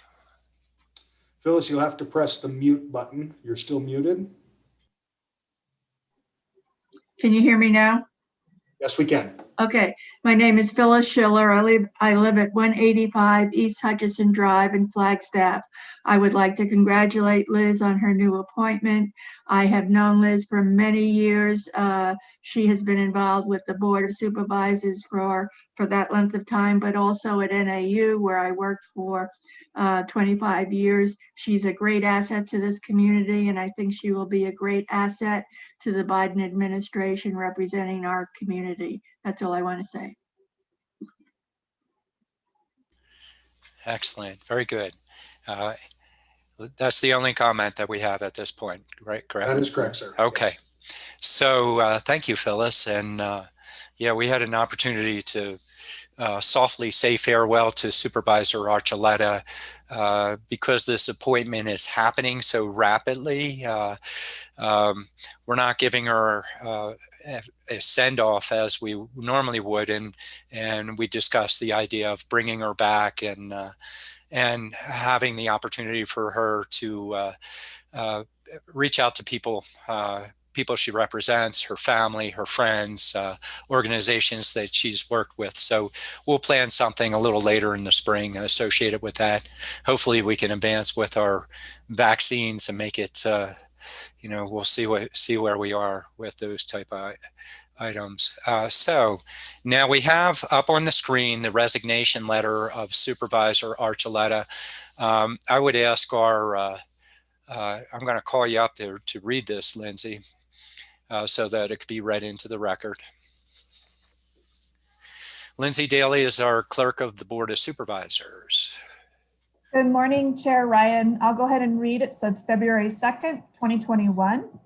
To my fellow members of the Board of Supervisors and the people of Coconino County, 24 years ago, I was called to serve my community as the first Latina to be a member of the Board of Supervisors. Little did I know as I took that step into public service that it would be such an incredible journey and opportunity of a lifetime. It is with sorrow and pride that I announce today I am resigning from my position as Coconino County Supervisor for District 2. Later this week, I will assume a role in the Biden-Harris administration. I am honored to be appointed by President Biden to his administration. My heart is full of gratitude for the people who embraced me over the years. Each person who let me into their homes and hearts, who shared their struggles and aspirations with me, have enriched my life. I thank you. I thank you for entrusting me as your representative. I will carry that trust, the stories, and the dreams with me to Washington, D.C. as I continue my public service. During my 6 terms in office that included progressive work on substantive issues, crisis response, and hard-fought battles to protect our environment and the diverse communities of our region, the dedicated elected and appointed officials and staff who comprise our Coconino County team lived up to the mission to conscientiously and energetically serve. Thank you. I hold you with deepest respect. I see your caring and professionalism every day. To my fellow board members, it has been an honor to work with you. You are outstanding individuals and leaders. Your dedication to community building and commitment to the people of Coconino County is exemplary. Our work, our shared goals and determination, collaboration, care, and friendship have made me a better leader. Sincerely and fondly, Elizabeth Archuleta, Supervisor, District 2. All right. Thank you, Lindsay. And as noted, this was read to us at the end of the meeting on Tuesday. So board's already had a chance to, while Supervisor Archuleta was in an acting role, to comment related to this. So I need a motion by the board to accept Supervisors Archuleta's letter of resignation, which will define, a conclusion to the resignation itself. Supervisor Patrice Horstman. Yes, thank you. And in recognition of her 24 years of service to the Board of Supervisors in our community, and that our county's loss is our country's gain, I hereby move that we accept the resignation of Elizabeth C. Archuleta, District 2 County Supervisor. I second that motion. I have a motion by Supervisor Horstman, a second by Supervisor Fowler. Any comments? At this point, we already had an opportunity to comment the other night, so I'll go ahead and call for the question. All in favor of the motion, vote aye. Aye. Is there any opposed? None opposed. Note that we have 4 votes in favor and we have a vacancy, so there will not be a 5th vote associated with this motion. And with celebration as well as regrets, as Liz is stepping into a new world, as noted by Patrice, to help our country. So next item of business is associated with replacement. And just to note, for the sake of the general public, we've received a lot of emails, and I am going to provide an opportunity for public comment on this. And we also, anything that we have received in email has been recorded by our clerk, Lindsay Daly, and are captured in the record. And I know the supervisors have had a good chance to read most of these until we got into the meeting, I would assume, with everybody. So when we do go into public comment, I'm going to set parameters. This is normal protocol would be that we'll provide 3 minutes for each speaker. But when we do that, I encourage you, if you sense a letter in, it's not necessary that you need to comment. I'm not going to inhibit that, but we have a lot of people that will want to have a say, and we've read and documented your comments. The other would be, as you're getting up, you may have heard a comment. If you still want to get up and make a comment, maybe it's a quick acknowledgement that you agree with what's already been said. This will help us provide an opportunity, absolutely, so that you can speak to the issue. And then the other piece on that is, it helps us conduct the meeting in a way that we don't have to go on for hours. We see succinct points of that really we should be considering and hear what you have to say. So laying that out, I think one piece that I think probably would be good, and I'm going to pause and speak to County Manager Jimmy Jane. Can you pop up here real quick? Are you on? I'm on. Okay, there you go. I was thinking it would be good. We had talked about this before the meeting. We want to make sure everybody has an opportunity to comment, but also, how do we conduct the meeting so it's clear for everybody. I think it would be good, Jimmy, if you you gave your presentation to help delineate it, what the board's choices are, what we have before us, before we go into public comment. Sometimes people have perceptions, but may not know, how long it's for and what our options are associated with that. So could you do that, Jimmy? Be happy to. Well, good morning again, Chair Ryan and members of the board. Today, the board is considering the vacancy on the Board of Supervisors of the District 2 seat. We have accepted the resignation of Supervisor Liz Archuleta. That was effective. It was received on Tuesday and effective immediately. You have now accepted that resignation as Supervisor Archuleta has accepted a position in the Biden-Harris administration, as we know. Chair Ryan, under ARS 16230, the board has the authority to fill this position through the 2022 general election. The seat will be on the next general election ballot in November of 2022.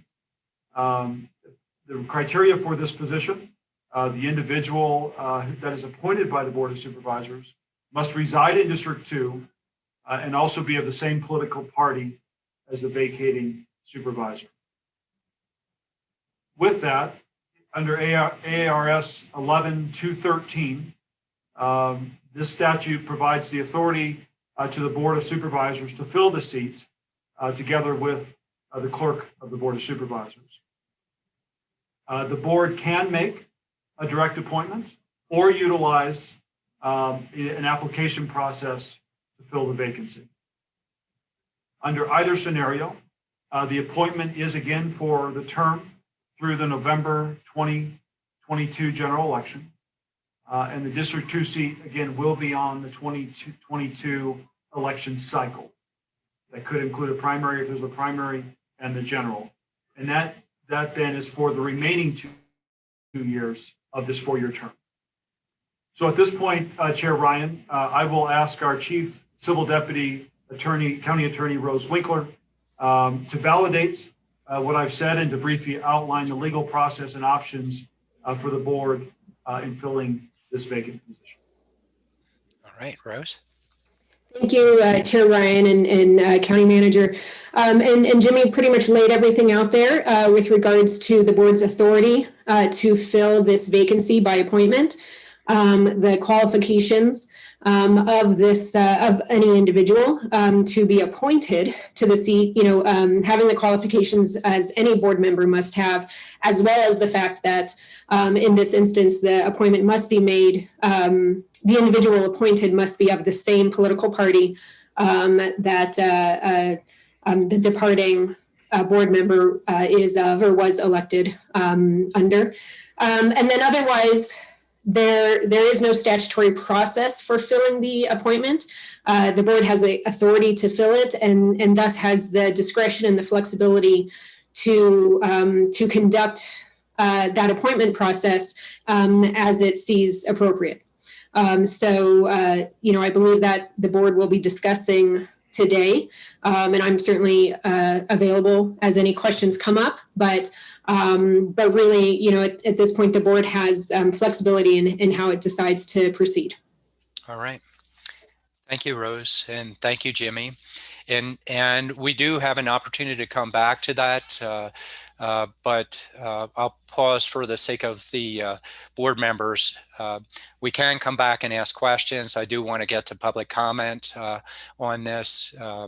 If you have any immediately, we can do that, but you'll have a chance to come back and revisit, what are our choices associated with this. And I'm not seeing anybody stepping up right now. So we're going to move into the public process. Before we do though, just kind of laying out the foundation of where the board is in terms of our current challenges that we have. I want to really note, and for those of you that were attending the meeting earlier, we touched on one piece of what we're looking at to try and help people, but we are in the middle of addressing COVID pandemic response. We're focusing on getting our residents vaccinated, and we need the full board to address this public health crisis. And beyond that, there are many other activities that are occurring. So we as a board, we definitely, there is some level of urgency associated with this. By the same token, there's time when we also need to pause. And I think we'll hear from the public on suggestions associated with our process.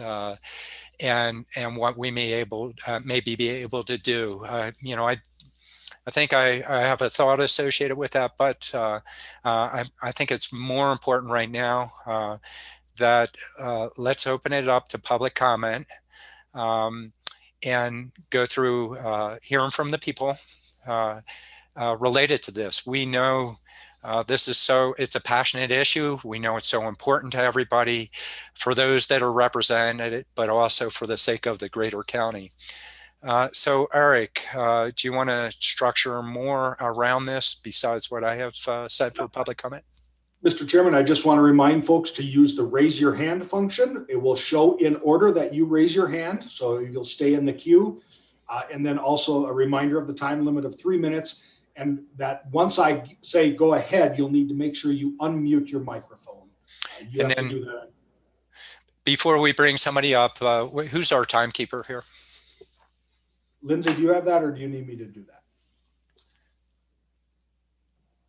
I've got that. Thank you, Chair and Eric. All right. And if you could, we have a lot of people commenting. Your comments are important. I think as we go through, everybody will get a lot of what we need to hear repeated, and if you could help us with that so we can get to the item of business as well to talk about it, and based on your comments, actually. So a reminder, please give your name and address when you're queued up. Eric? Our first is Matt Capalbi. And Mr. Capalbi, go ahead. Unmute, and then you can talk. Go ahead. Good morning, supervisors. My name is Matthew Capalbi. I reside at 7400 North Saddle Trail in Flagstaff. And again, I appreciate all of your efforts regarding this matter. I just ask that you do have a application process to fill Ms. Archuletta's seat. I think that's more appropriate and deliberative in regards to this matter. I think that is the best way to go. And I am at your disposal if I can be of any assistance or if you have any questions. All right. Well, thank you, Matt, and welcome. It's good to see you up there. I don't see anybody. I hear them. You know, well, good COVID, to see you. COVID times. All right. Next up. The next is Marilyn Wiseman. Oh, Marilyn, just hang on. I'm going to move next to you, so just don't go anywhere. But we'll go next to Michelle James. Go ahead, Michelle, and unmute, and then Marilyn, you'll be next. Good morning, and thank you, supervisors. I'm Michelle James, the Executive Director of the Friends of Flagstaff's Future. I live at 713 West Grand Canyon Avenue in Flagstaff. FQ believes a transparent and open process is called for, one that is respectful of the importance of this appointment to our community. An application process that is widely advertised and open to Democrats in District 2 is imperative. FQ suggests that the community have the opportunity to learn about the applicants and that candidates be examined closely by the supervisors for qualifications. The replacement should be a considered decision by the supervisors after close examination and deliberation. In this way, the selection will be transparent and respectful to the voters of Coconino County. Thank you. All right. Thank you, Michelle. Mr. Chairman, just really quick, Marilyn Wiseman has joined us. I wanted to explain why people saw her on camera. There is a different version of Zoom that she is using that requires her to be a panelist. So we've promoted her, much like the board members, her comment. And then, so that's why Ms. Wiseman has camera access. Okay, and before Marilyn goes, Eric, we use caution when we bring people up as panelists. So could you just outline appropriate protocol? Certainly, yes, thank you. If we do need to promote you as a panelist, you'll get a little signal that says that you're being changed to a panelist. Please make sure your camera is off. And just also a reminder, we do not allow anyone on camera and microphone to make vulgar or racist or other kinds of language. We've had a couple of those incidences. We will remove people from the meeting if they do violate our decorum. And then also, once the chairman calls on you, feel free to unmute and go ahead. Otherwise, we ask folks to wait until they're called on. Just like if you were in the room with us, please wait till you're called to speak. And just an additional comment, we take it very seriously. If people misuse this, we will pursue this legally if we have any circumstances like that. And thank you.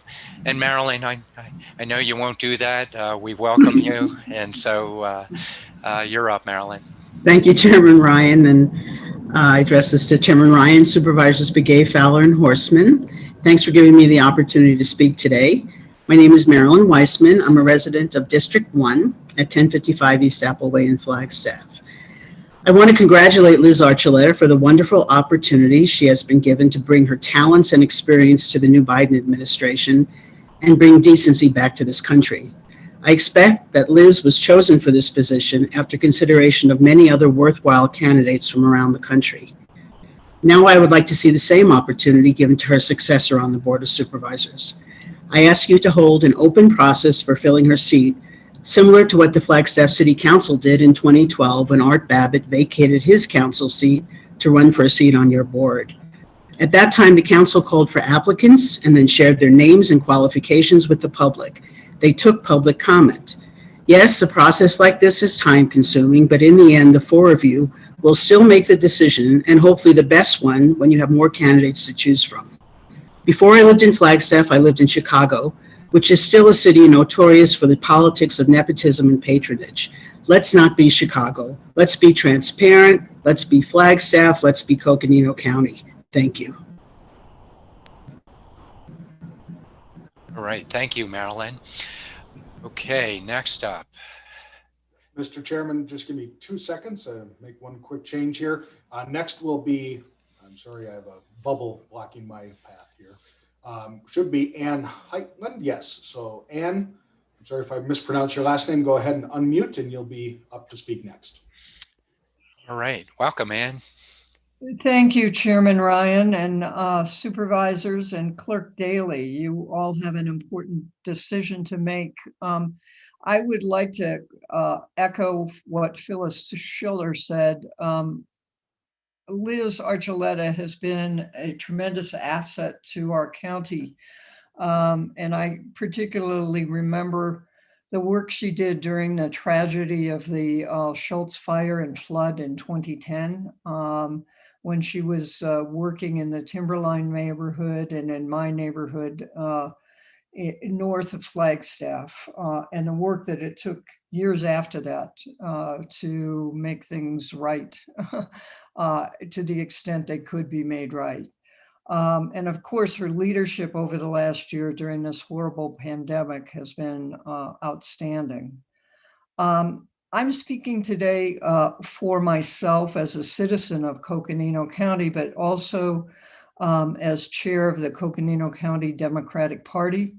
As you have acknowledged, you will be appointing a Democrat pursuant to state law. We ask you to follow not just the letter, but the spirit of that law, which is that a Democrat of the caliber of Liz Archuleta be appointed, someone who has been a Democrat, if not lifelong, at least for a substantial period of time, and embraces democratic values. One of those values, of course, is public participation and openness in decision-making. And therefore, I agree with the process that Marilyn Weissman just outlined and hope you will pursue that process or something very similar to it. Thank you. Thank you, Ann. And next up. Next, Mr. Chairman, will be Krista Sadler. Feel free to unmute and go ahead.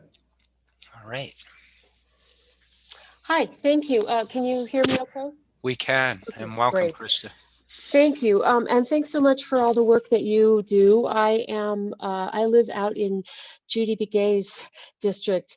Yay, I voted for you. I'm very happy you won. I basically, all I wanted to say is that I agree with what has been said so far. I believe that it would be a disservice to the voters of Liz Archuleta's district to just choose someone and not let them have the choice to, either apply for the job or make comments. I know that there is, as I understand it, someone who is being considered who recently switched parties from Republican to Democrat. And if this is true, this is hearsay for me, so I don't know. But if this is true, someone who just switched parties a couple of weeks ago does not seem to me to be the best candidate to fill that position. But if that is not true, I still would support the idea of making this an open and transparent process. I understand that you have a lot of work to do. Really appreciate what you're going through with the COVID issues. I cannot believe that taking a couple of extra weeks or a little extra time to do this properly and find the right person is going to be a bad thing. So thank you very much for your work. All right, thank you, Krista. Next up. And Mr. actually, Chairman? Just to say, I appreciate everybody's decorum. Really respectful. Thank you very much. Really appreciate it. Go ahead, Eric. Mr. Chairman, at this time, I do not have any hands up. So. Okay. Let me, we'll go ahead and call. Oh, I think a hand just popped up, just as you said. Okay, Mary Landahl, feel free to unmute, Mary. Go ahead, Thank Mary. You very much. Welcome. My name is Mary Landahl, and I live on Badger Creek Road in Marble Canyon. Lena Fowler is my supervisor. And I just want to say that I realize that Lena has probably helping with the consideration in LD7 with the resignation of Arlando Teller, who is also going to work for the Biden administration. And I appreciate Supervisor Archuleta and Arlando Teller. They were stellar people. And if the Biden administration comes for Jamasita Peshlikai, I will board her in her house. I will not let her go. But I wanted to say that I agree wholeheartedly with all of the people that have spoken so far. And I just want you to know that we do understand how difficult your jobs are, but taking that extra time will give so much more confidence to the people of Coconino County. Thank you very much. Mr. Chair, you're muted. I had it off mute and turned it on mute. I'm always getting in trouble there. Thank you, Mary. And do we have others? We have 3 people that have their hands raised. Go ahead, Eric. I'm going to go to Harriet Young. Harriet, you can unmute and start. Thank you so much. I appreciate it. First, congratulations to Liz Archuleta going on to greater things. And I remember her from NAU when she was just thinking about running for office. So it's a lovely time to reminisce.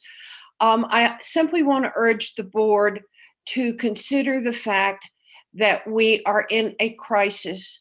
We are in a time when we need the best and the most experienced people to help you with your jobs, because those are tenuous jobs that you're doing. You're fooling with people's lives.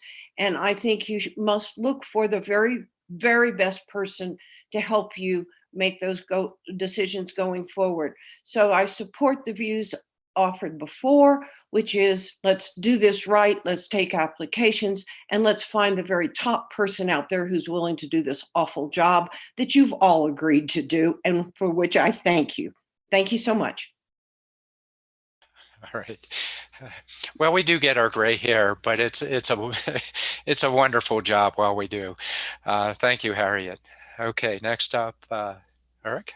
The next, we had a hand go down, so the next will be Ruth Eaton. Ruth, go ahead and unmute and go ahead. All right, welcome, Ruth.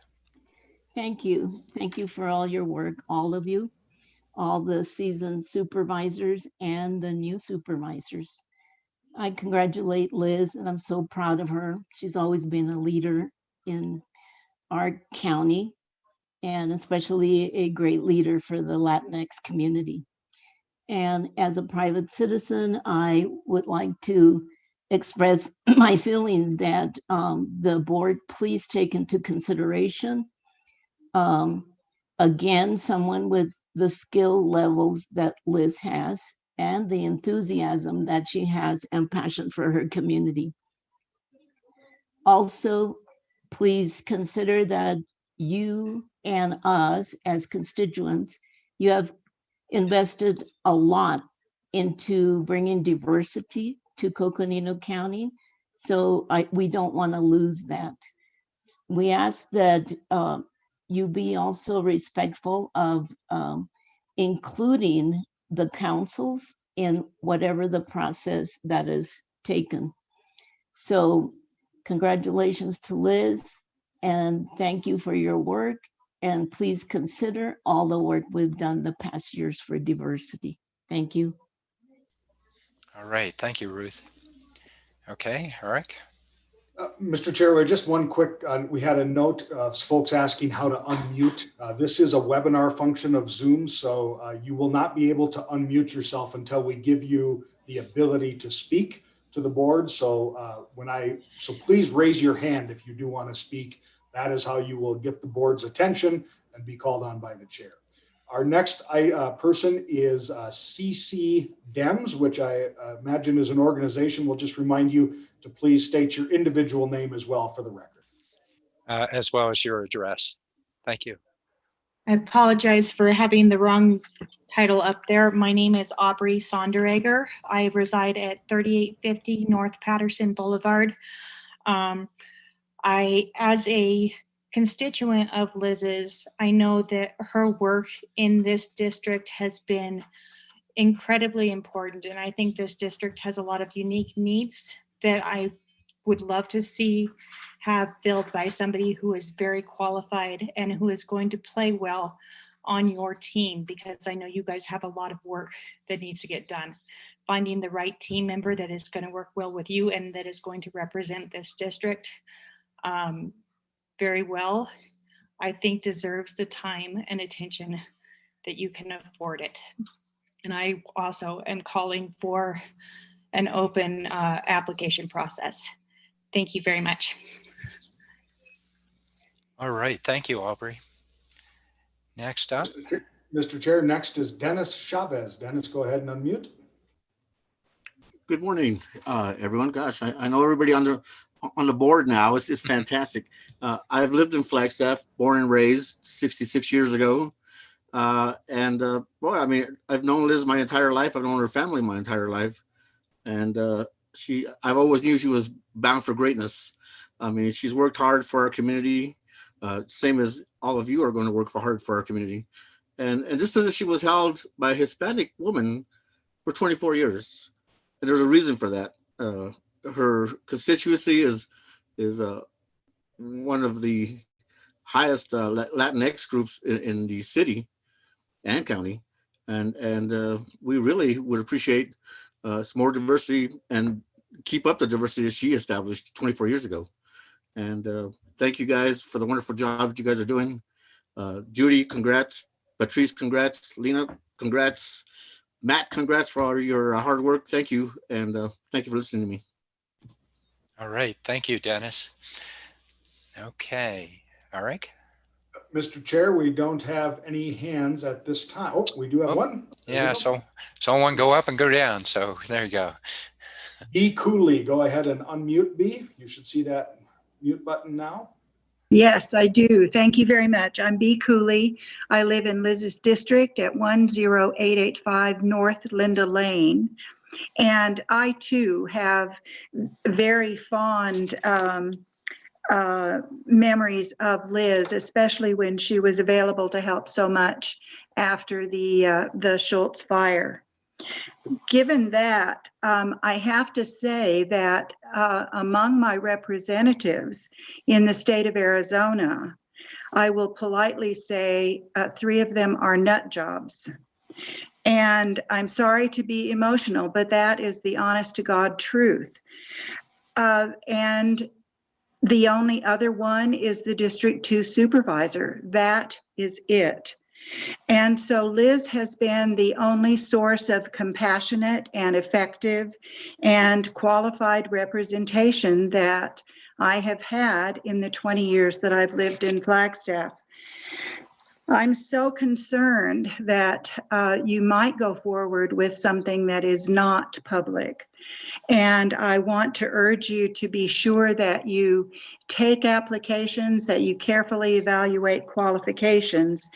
The crises that we're facing of unemployment, social unrest, inequality, mental illness, lack of affordable housing, and a pandemic that has kept us from our family and friends for a year is just crushing.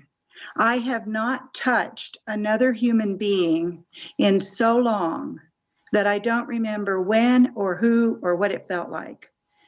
And I know that there are people in the district who are qualified to be public servants, who are interested in being so and have the qualifications to get us out of this terrible situation that we find ourselves in.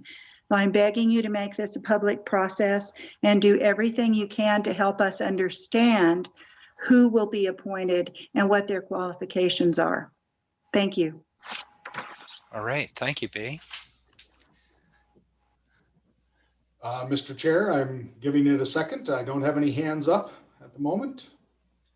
We can give it a couple. Want to make sure we've had the opportunity. And while we're waiting, I don't know if you have a numerical number there, Lindsay. I think we have about 70 emails or so, 50 to 70, somewhere in that range. Maybe I'm off a little here. Do you have any general tally? You may not have been able to, just for the sake of everybody knowing, because Lindsay's name was posted. Lindsay's our clerk, and she's busy she's working almost a 24/7, and so this was added on. So she was receiving them and funneling them right to us, so that we had an opportunity to read as many as we could before the meeting. And so she may not have a tally here. Go ahead, Lindsay. Chair Ryan, it's approximately 75, and we're compiling them into one document also. Good, good. And as noted, they are becoming a piece of the public record for the testimony. Those that we haven't read, we will have the opportunity to go back and read, just because we've been conducting business right now on that. Mr. Chair, we have no hands. Okay. So, yeah, go ahead, Patrice. Thank you. And I want to first of all thank members of our community for being here today. Certainly in my short period of time, this has certainly been the largest input. And I want you to know how much I appreciate the input here of people in our community. It really is what makes our community great. And as all of you know, this is a rather new information that has come before the Board of Supervisors. Liz Archuletta's decision was very, very sudden. And now we have a decision to make on the board to replace her. And this was certainly a decision that none of us wanted to make. Her service to our community and to this board is legendary. She has always put people first. And her heart and wisdom are going to be very much missed from the board. But we need to do our job. We need to fill this vacancy so that the people of District 2 and this county can move forward. We need to remain focused on distributing vaccines into our residents' arms and advocating for more vaccines. We are in an emergency and a crisis situation. We need to advocate for more vaccines. The health, safety, and welfare of this county remains my #1 priority. Mr. Chair, let's move forward with a transparent, thoughtful, deliberate, and vibrant process for the Board of Supervisors to appoint a new supervisor for District 2. As has been indicated, this appointment is for 2 years, and then that person or anybody else will stand for the position in 2022 and will stand for election for the remaining 2 years. The process that I would recommend is an open process available to the community with an open application system for individuals to anybody in District 2 who meets the qualification laid out by our attorney, that we review, the Board of Supervisors, a paper screening of these applications, that we set forth an interview process, and we, the board, develop a standard set of questions. We develop a standard timeline for each of the interviewees so that we can provide uniformity and fairness in this process. that we have Board of Supervisor deliberation so that we can choose who we believe is going to be the best applicant and the best supervisor for District 2. That we make our decision all open, public, and transparent, but that I also believe that we can be consistent with these values and move forward in an expedited fashion, both with openness and fairness, so that we can move on to the important and pressing decisions that we have for our community. Our community expects nothing less of us. And I know that we as a board are committed to that as well. So, Mr. Chair, thank you very much for allowing my input. All right. I had an idea to roll out there. You've captured just about everything, Patrice. We got a retired attorney on the board here as well, but well said, and really appreciate your comments. I'm going to go to each board member, and I'm going to suggest we're trying. For the sake of the public, I understand there's a desire for a protracted, long, well thought out process. By the same token, the amount of the issues that we have before us, we have people dying in our community. We have people losing their jobs. We are doing a lot. Each board member, the county, we're working every day, very long days.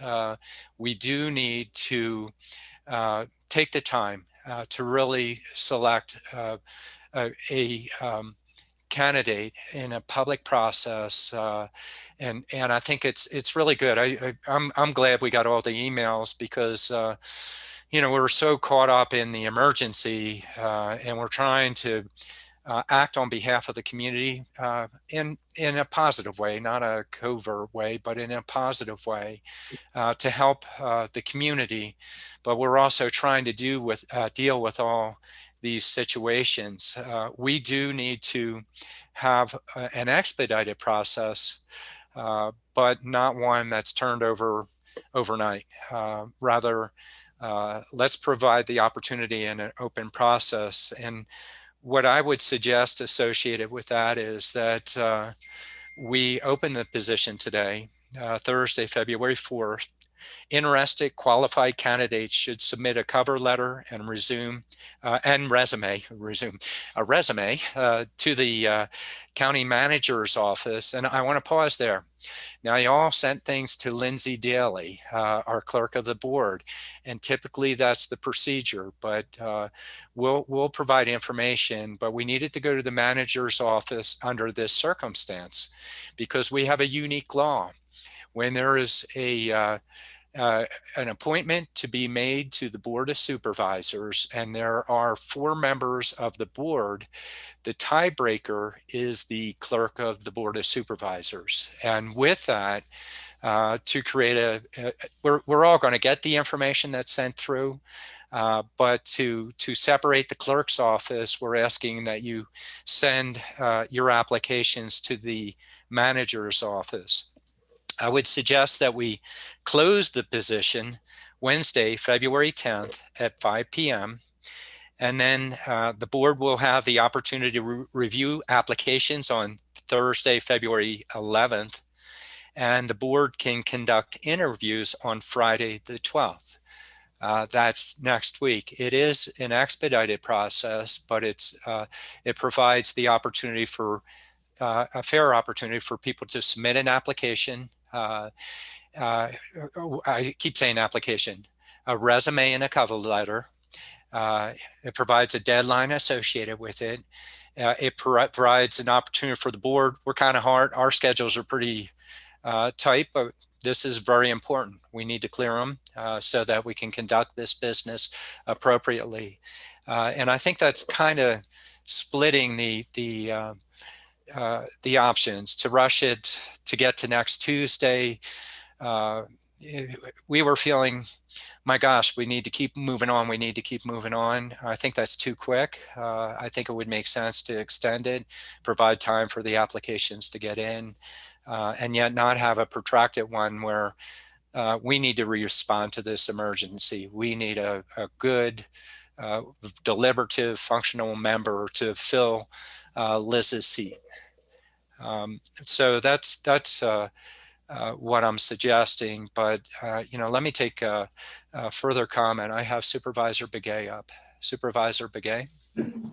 Okay, thank you everyone for being attending our meeting this morning regarding the one of the agenda items, which is to possibly appoint and fill the vacancy for District 2 that just became vacant on Tuesday. I want to ask Patrice, was that a motion that you made? Well, I believe that what we were doing was getting comments, and then okay. I'll be happy to provide a motion then. So. Yeah. But anyway, I just want to say that, I think it's very important. We were elected into this position to be transparent and, be fair. And, I think the process that Ms. Horseman, Patricia mentioned is something that I can deal with and something that I would like to see myself. And so that, there's a fairness and being open, taking applications. Matt did an excellent job in saying, let's go ahead and, this would be something that we could look at as far as the procedure and getting the position filled. I would feel more comfortable as a board member to have an open and fair the resume and the letters coming forth to the board, and also to have a chance to interview them and then also make a selection. So that would be my take on that. So I guess that was where I come from. I think it's only fair in that way. And I would really strongly consider, have all the other board members consider that too, to let's do this in the right way, and making sure that, and we do have people that are make comments, and where they didn't elect us into this position. I think we need to listen to them. And I think one of the things we said was that we were going to listen and be transparent. So I just want to make that comment. Right. Thank you, Supervisor Begay and Supervisor Fowler. Well, actually, and Supervisor Fowler. So another piece out there, just so people are aware, Supervisor Archuleta was making a recommendation of a candidate, and everybody's asking us, pause. Is that really appropriate? And or even if you do consider that candidate, you should consider qualified people throughout the district, providing the opportunity for everybody to do that. I think that is a very important question there. We've worked with Liz for a long time. We respect her opinions, but by the same token, part of our job is you get going, you're doing the business, and there are times you have to pause and say, well, hang on, let's take a look at what we're doing. Let's make sure, we are considering everything. And I think that's the question before us. Can we conduct an open process, provide others the opportunity as well associated with this? And I think that's what we're talking about. I'll go to Supervisor Fowler. Thank you, Mr. Chair. And thank you for all the comments that are public comments, people coming to make sure that their voices are heard. Each one of us and our board clerk has received emails, text messages, Facebook messages, phone calls, any way that people can reach us. And we really appreciate that. And we need more of that on all the subjects and every item that we address as a county board of supervisors. Sometimes on the board, we are in disagreement, and that is always healthy. I think talking things out and making sure that we have our ideas, our way we see from our own perspective is heard. And that's where you came in and you dedicated your time from your busy schedule. I know that even though you're all not on the board, you are also busy with your own lives and your own jobs, and you really took the time to make sure those comments were provided to us, and we really appreciate that. This is a very important position. The Board of Supervisors, as Board of Supervisors, as you can see, the path forward, we have our budget that we are considering right now. We do a 10-year budget. We have to address the roads, the healthcare. We have to address the school system. We are also in our own the Forest Service and the wildfires. We are in a drought situation. We are very aware of all the issues that are before us. We're in a crisis. We're in an economic crisis. And so this position that will be filled, that was vacated by a very competent Latina woman who was very strong in her opinion, in her position. And we just really appreciated her. And sometimes we didn't. I have to tell you that because we were not of the same opinion, but it was always good. It was always good to have someone of that that will have those statements and make sure that we have we are heard, and we make sure that we work through those processes. And so from Navajo side, I always tease, and that's the way we get out of these. Sometimes we address these tense times sometimes. So, but I think that hearing, the thing I was really impressed with. I guess I have to say that that has the comments that have come out is from across the county, even from my district. Mary came out.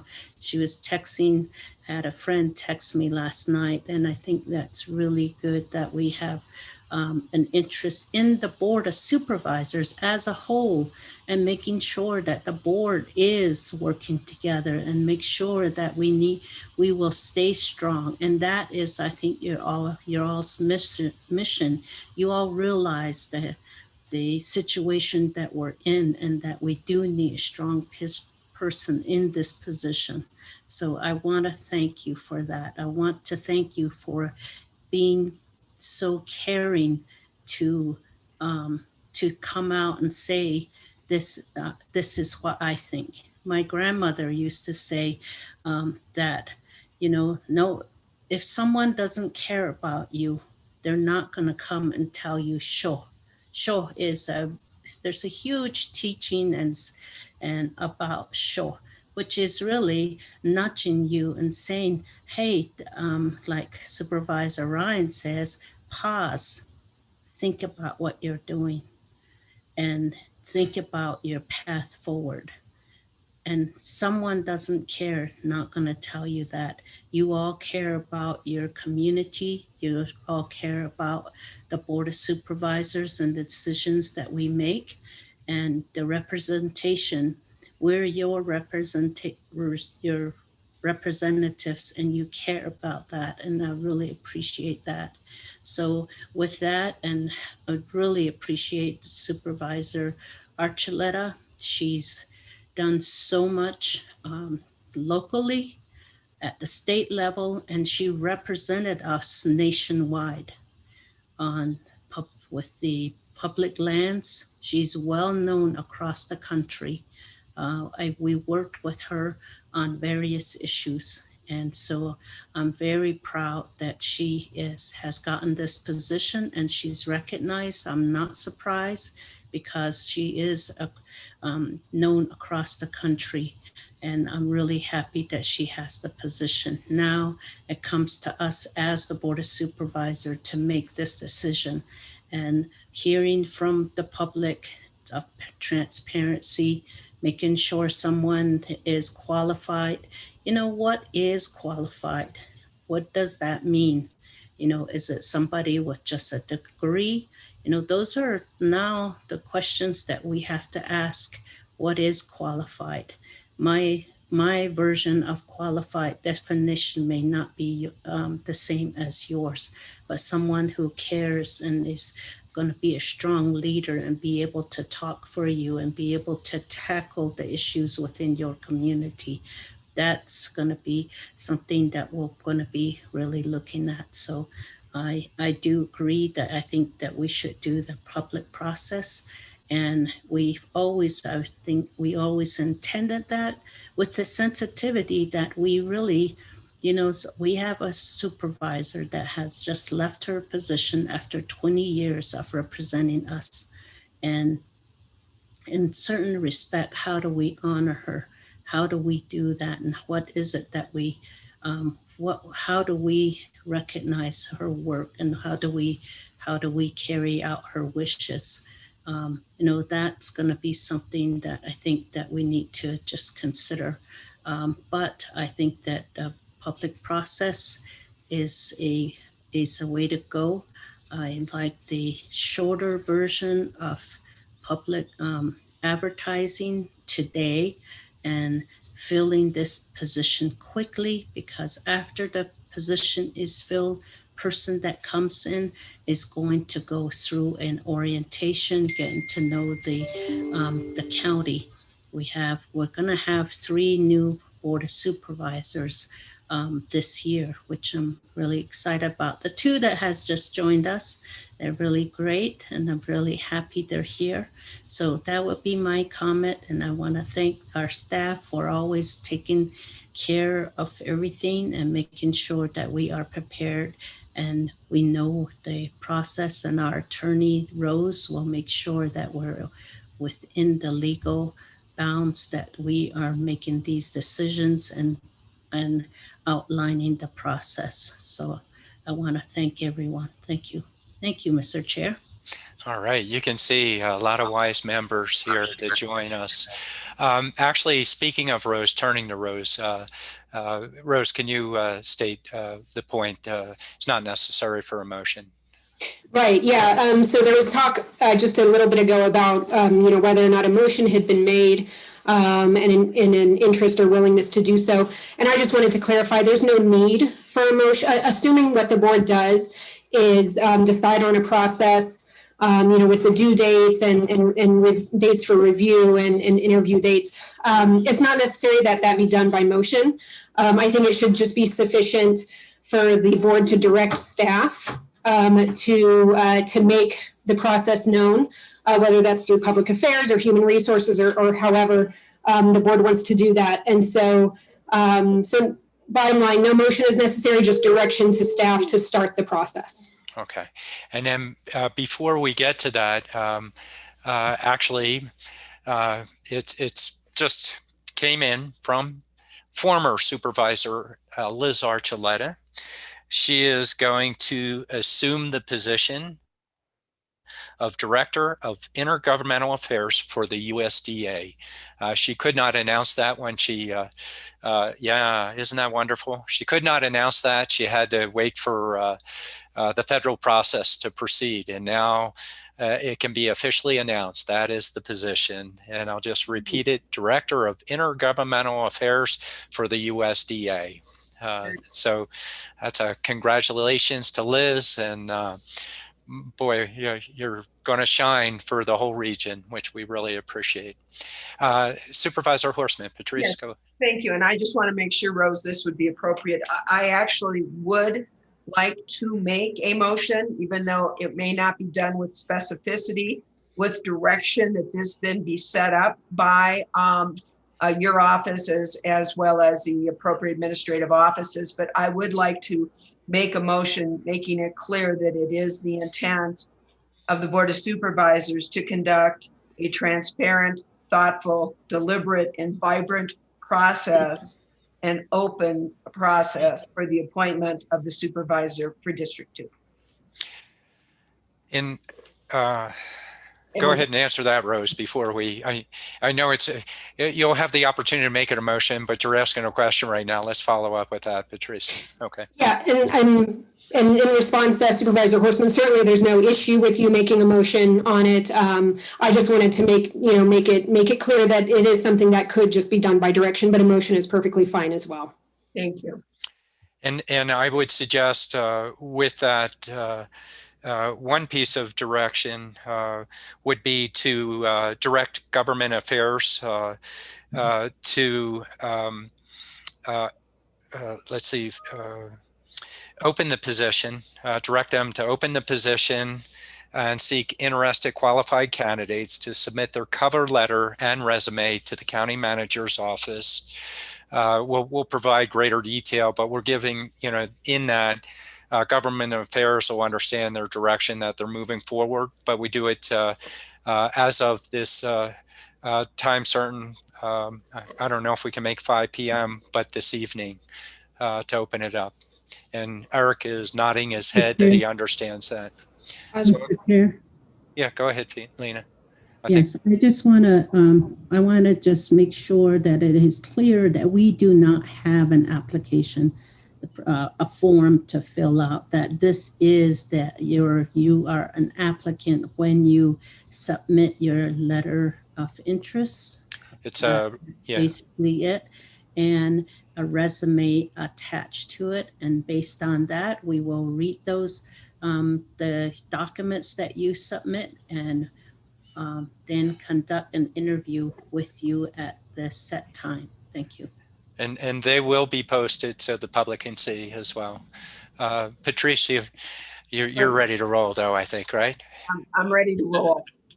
And I do think it's important, quite frankly, that we as the Board of Supervisors make it clear what our intent is moving forward with the process. So I would like to make this as a motion, just making it clear.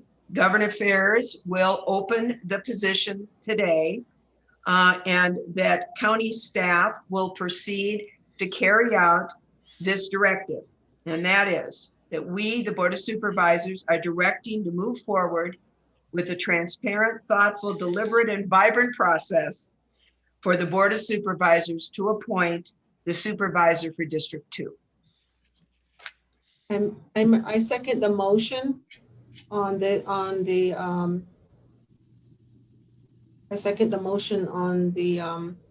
process, and also the how the board would like to see it come through. Right, I have a motion and a second. We have the opportunity for discussion here, and I'll put it out there. Lena was covering some of it. Each of you did, Judy and Patrice.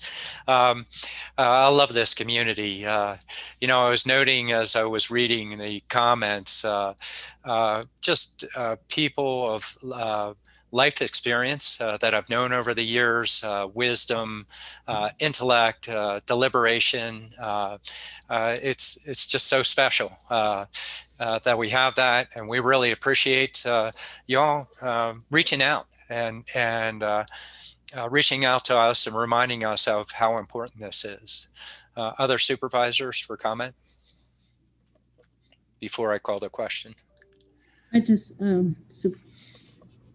Go ahead, Lena. Ryan.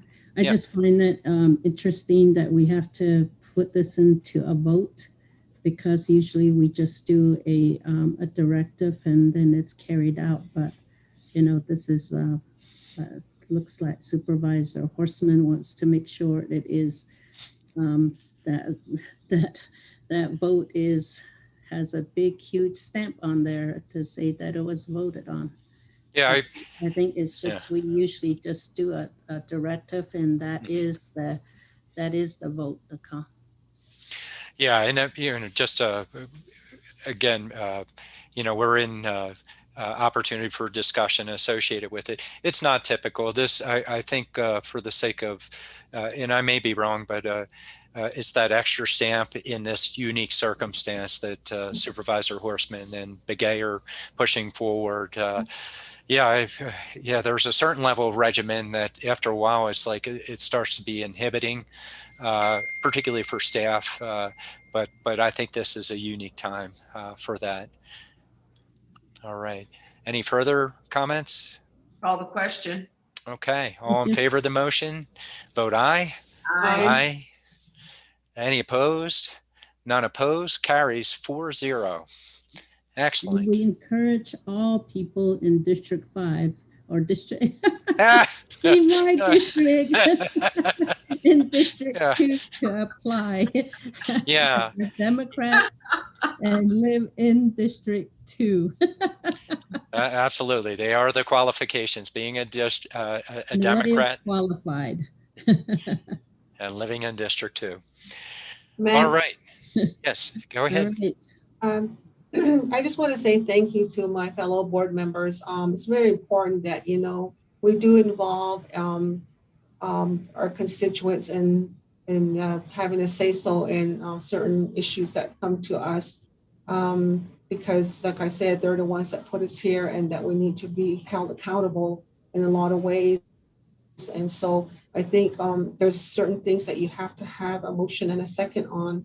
And this is one of the things that I feel really strong about, because there may be there may be cons to this, and there's a lot of pros that came, you know, and then having you allow people and encouraging people to make a comment to it, and, you know, waiting for them to raise their hand and stuff like that, that really means a lot to me personally, and I'm pretty sure to other board members. And thank you to attendees and for coming in, you know, and the panelists that are here. I'm very comfortable, and I'm glad that we did and took care of this item, you know, in a very positive way, and for the sake of our communities that we serve. Yeah. Very well said. And I'll note that we had over 50 attendees watching this beyond the panelists themselves. And the other piece of note, believe us, we might be working 14, 15-hour days, but we don't always sleep well either. You get an item that's challenging, and it makes you roll all night long, and you wonder if you even got a little shut-eye in there. So I see it within my peers. Really appreciate working with everybody, but for the sake of the community, you are special. We have a special place here. We hear you, and let's see if we can get a really good candidate in there. With that, Jimmy, just turn to you, staff piece. Any last items you need? Chair Ryan, members of the board, and I would just want to say for the discussion today, thank you to the public for your voice in this process. Thank you, members of the board, for clear direction today. So the announcement will be going out from Public Affairs on behalf of the County Manager's Office this afternoon. There'll be clear instruction on there on where to submit your cover letter and your resume by the deadlines that are outlined as was agreed to by the board today. If you have any questions, there also will be a phone number on the release that goes out this afternoon to Colleen Naggs in the County Manager's Office, and we'd be happy to address those for you. Thank you. All right. And with that, remember, don't send it to the clerk of the board. Send it to the County Manager's Office, Colleen Naggs. All right. Thank you, everybody. Job well done again. We really need to thank Lindsay Daly. Lindsay was working till really late last night and really early this morning.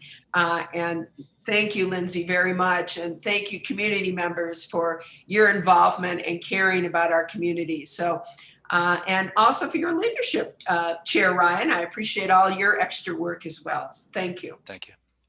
All right. Yeah, Lindsay didn't sleep the night before. So Lindsay, get some sleep here. All right. With that, I'll go ahead and adjourn the meeting. Thank you, everybody, and have a wonderful evening.